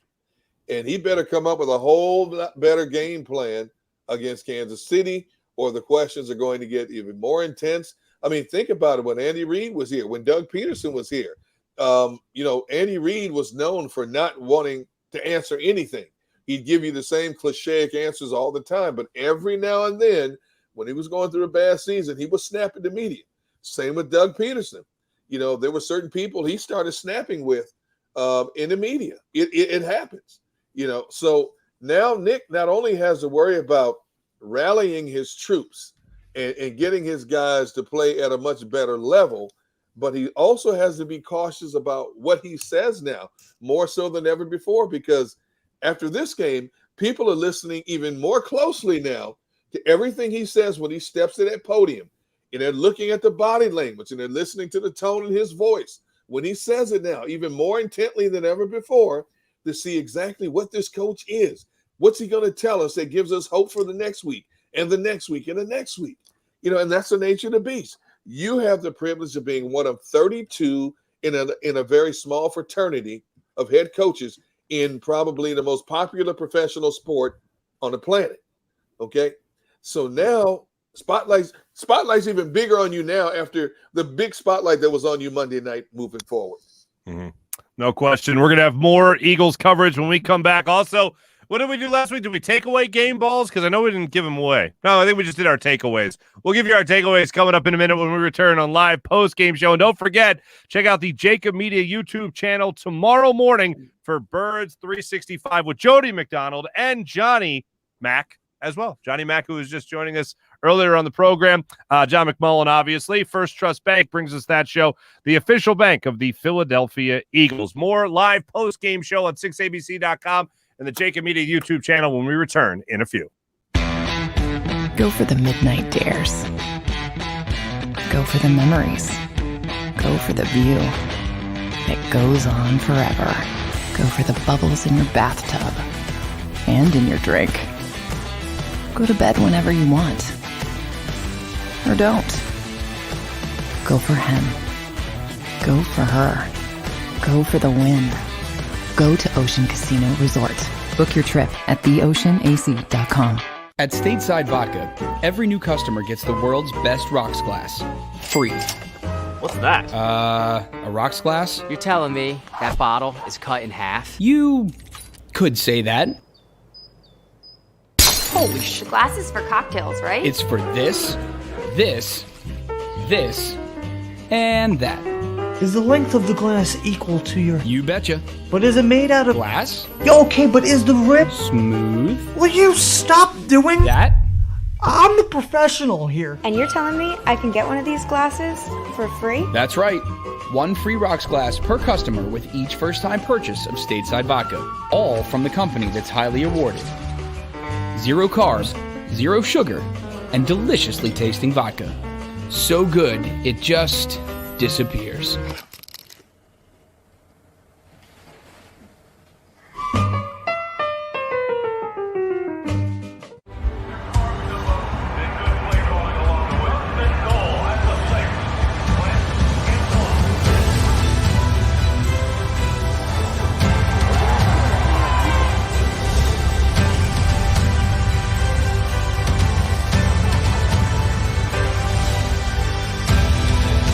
Field of life, First Trust Bank is there for you. Champions on 3. 1, 2, 3. Because Philadelphia dreams deserve a Philadelphia bank. When it comes to the fight against insurance companies, large corporations, and the healthcare industry, injured victims are always the underdog. But that doesn't worry us. At Messa & Associates, we're an injury law firm from Philadelphia, and we come to fight. Our clients know that they've got representation with a chip on its shoulder, and it's the same chip that makes Philly the toughest city in the country. Call 215-568-3500 or visit us online at messalaw.com. Messa & Associates, the toughest injury firm in Philadelphia. Go for the midnight dares. Go for the game. Go for the hits. Go for the fans. Go for the win. Go to Ocean Casino Resort. Book your trip at theoceanac.com. The live postgame show is powered by IBEW Local 98.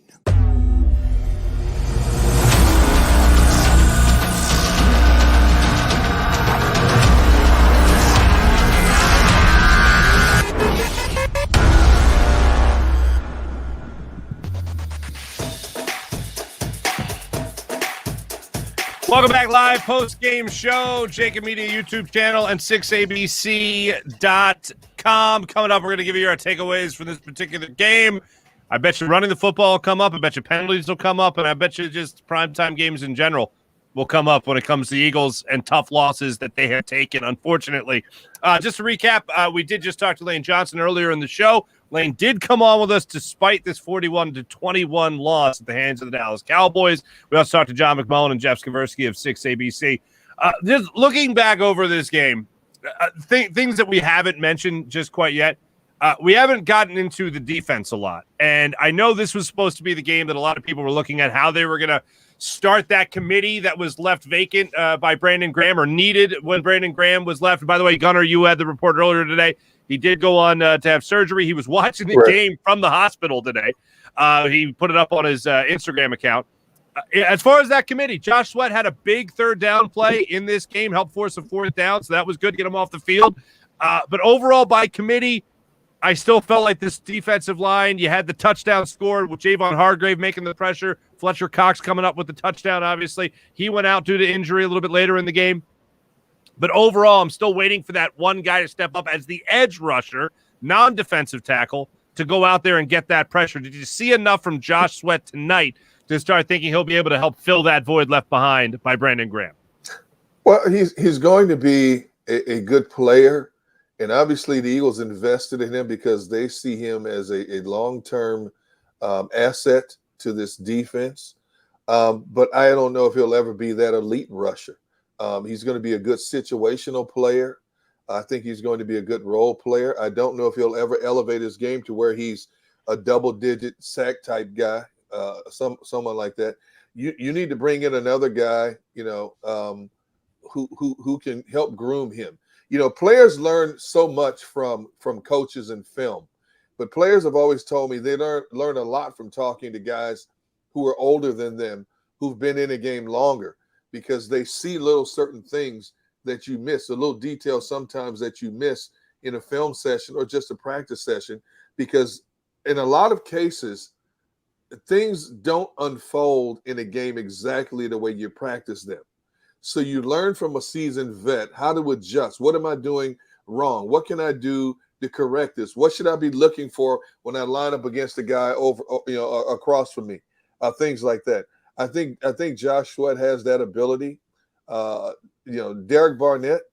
Derek Barnett. I don't know. This guy to me is like multiple personalities. I mean, I don't know what to make. Sometimes just when you think he's going to have that flash of brilliance, all of a sudden he does something to make you go, "Have you played this game before?" Gunner, you know what? Real quick on that note, it's funny you mentioned that because Devin, I was going to tee you up for this in a second. You caught something Nick Sirianni was saying on the sideline there about Derek Barnett. What did you catch earlier in the show? Yeah. Oh my gosh, what is he saying? Because I sent this a while ago. I mean, Barnett's penalties. It's always Barnett. It's getting absurd. And Nick Sirianni, Mr. Positivity, Mr. Ted Lasso, was caught on the sideline saying it's always him, or why is it always him? Like he looks mad. No, I watched the clip that you posted, and he's definitely saying something along those lines when it comes to Derek Barnett. It's always him. It's always him. It's always Derek Barnett. That's not good. No, not even a little bit. And he's supposed to be, part of that committee that they were talking so much about filling in for Brandon Graham. He's in his 5th year. He should know better in a lot of situations. But if your coach is saying it's always him, that's not good. But see, Sirianni's handcuffed right now because he has nobody else to replace him. So with Brandon Graham going down, you naturally have to elevate Derek Barnett's playing time out of necessity now. Now, if this continues to be the pattern, who's to say the Eagles don't start looking for veterans sitting at home watching the games from their lounge chair to bring them in to take some of those reps away from Barnett and maybe get some more stability in terms of playing the game without making unnecessary penalties. You just don't know. And with this being a money year for Barnett, you would think that would constantly be swirling in the back of his mind is that I need to elevate my game to another level because I have an opportunity here to do some great things financially, whether it's with this team or with another team at the end of this season. If Josh Sweat can get a contract extension that exceeds $40 million and 20-something million of it is guaranteed, I should be able to get at least that. But if he continues to play the way he's playing, he's going to be looking at a 1-year contract with someone, whether it's in Philadelphia or with another team, for a low number because they still want it's a wait and see issue with him in terms of what is he or what isn't he as a professional football player. Well, but bonus question for you, D-Gun, because this is why I brought up Gannon to Jeff earlier. How much of that falls on the coaching, all the penalties? Again, a certain degree does, because, after you've had as many penalties as this team has had in the first 2 games, you're talking about it constantly over and over and over. It's like the mom talking to the kid over and over, and the kid gets tired of mom yelling at you all the time about the same thing. Well, you have 2 options. You either keep doing the same thing and keep getting yelled at, or you clean it up so mom doesn't yell at you. And obviously, mom's going to be doing a lot of yelling in practice this week because this was a disaster in terms of, expecting a lot more in terms of discipline from this defensive unit and getting less discipline. I mean, 13 penalties, again, from the most penalized team in the National Football League. If there's one thing we know, that topic was harped on time and time again in practice this past week, and then the kids go out and make the same mistakes over and over again. So it's going to be yelled at. They're going to be yelled at and talked about again and again and again until they get this thing right. And eventually they're going to get it right because they're going to get tired of being yelled at. So some of it is coaching, but more importantly, it's not. Whereas on the offense, you got young players sprinkled in. You got a bunch of veteran players playing on the defensive side of the football, guys who've been in the league a few years and then some. So some of the penalties you make, and let's face it, I feel bad for defensive backs because they don't even know what is and what isn't anymore. What's targeting? What's pass interference? You get away with certain things, and the next time you don't get away with it. So I feel bad for DBs in that regard, but you've got to be smarter about some of the things you do. Lining up in a neutral zone, jumping off, unnecessary roughness. You got to be smart about that kind of stuff. You're going to get caught 9 times out of 10. You get lucky and you slip through the crack once, but you can't keep doing the same thing over and over again because guess what? The referees also have a list of certain players who commit certain fractions over and over again, and they go into games looking for exactly those things. And lo and behold, sometimes those players go right out there and commit those same infractions. When mom's yelling falls on deaf ears, that's when you go get dad. but I don't know who Dad is on the football team. Yeah, I don't know who Dad is. I don't know. All I know is growing up with Joey and Eleanor as my parents, man. When Eleanor was done yelling, Joe came fee-fi-fo-fumming in, and that was it. Game over. That's the live post-game show, folks. Before we get out of here, our takeaways from this game. Any volunteers? Who wants to go first? Ladies first. Ooh, again. Look at this, Devin. All right. Now, you can't say Aaron Sipos. You can't say Aaron Sipos. No, that's what I was going to say. No. My takeaways are I was just extremely disappointed in the coaching and pretty disappointed in Jalen Hurts' play tonight. And I actually said this after last game. I said, I have confidence that they can make the adjustments and go into next game strong, and they didn't do that. So we have a really tough schedule ahead. I hope that they can not forget this game, but mentally move on and not let it affect them and kind of try to bounce back as best they can. And improve the running game. Like, run the ball more. Love it. Love it. Gunner? You've been punched in the mouth on national television. You were embarrassed as a coaching staff, as a collection of players. How do you bounce back from this? How quickly can you bounce back from this? You don't have a choice, because staring you in the face is an opponent that could be even more potent than what you faced in this team tonight. How are you going to respond? Are you going to man up and get over the hump? Eliminate the penalties. Commit yourselves to a balanced attack. Get after the quarterback. Put some pressure on him. Get some turnovers. You got one tonight. Going into this game, the Eagles were the only team in the league that had no turnovers. Now, they hadn't committed a turnover until tonight. They committed 2, but they also had not generated any turnovers. Well, they got one tonight. Build on that. Get some turnovers. Put this game behind you. You can only lick your wounds for so long. And nobody, like Lane Johnson says it best. I hear players saying this all the time. Nobody's going to feel sorry for you when you're down and out, except yourselves. You have to rally around the troops and get this thing done, because if not, the boos and the negative comments are going to continue to come raining down. And that's when we find out exactly what you are individually and collectively. Devin, after listening to you, Gunner, after listening to you, after listening to John McMullen and Lane Johnson and Jeff Skraversky, and even hearing myself think out loud, as you tend to do sometimes on a post-game show because it's immediate reaction, I have come to this conclusion. And I hate this conclusion. But this is my, in fact, conclusion. Nick Sirianni, as a head coach in the NFL, is in over his head. I don't see this getting a lot better for the Eagles.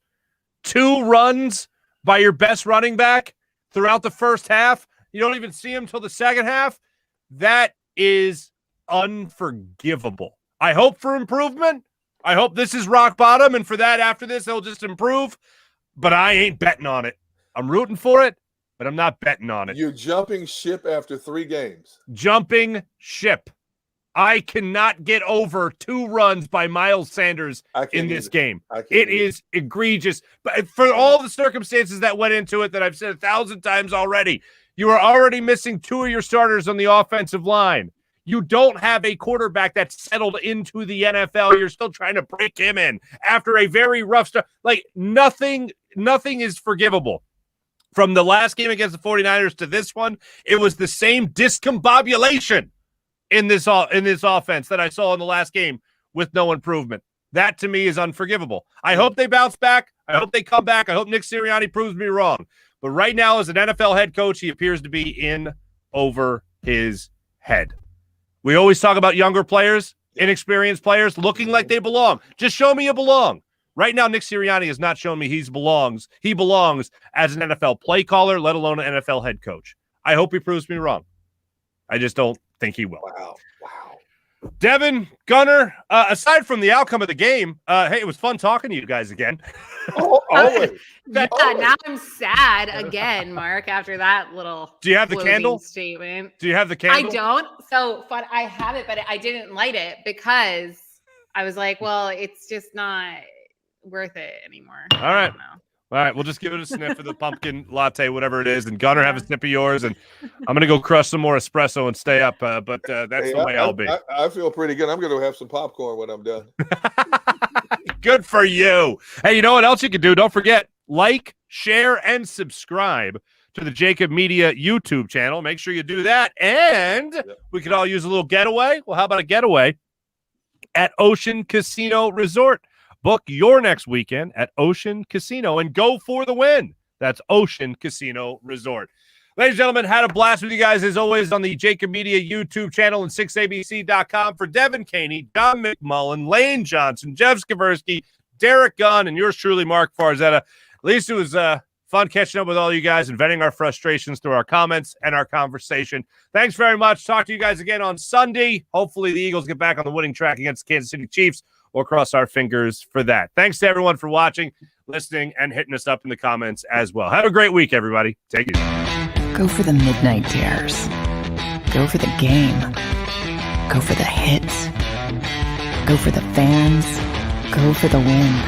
Go to Ocean Casino Resort. Book your trip at theoceanac.com.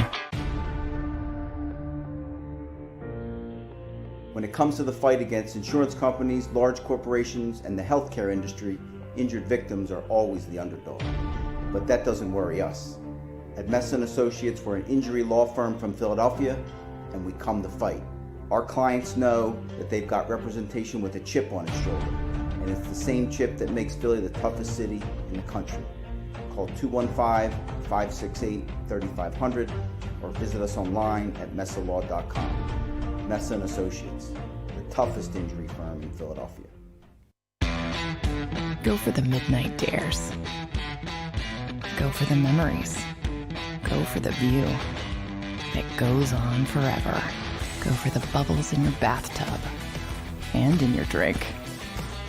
Go to bed whenever you want. Or don't. Go for him. Go for her. Go for the win. Go to Ocean Casino Resort. Book your trip at theoceanac.com. At Stateside Vodka, every new customer gets the world's best rocks glass. Free. What's that? A rocks glass? You're telling me that bottle is cut in half? You could say that. Holy shit. And you're telling me I can get one of these glasses for free? That's right. One free rocks glass per customer with each first-time purchase of Stateside Vodka. So good, it just disappears.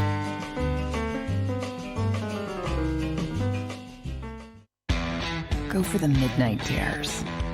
Go for the game. Go for the hits. Go for the fans. Go for the win. Go to Ocean Casino Resort. Book your trip at theoceanac.com. The live postgame show is powered by IBEW Local 98.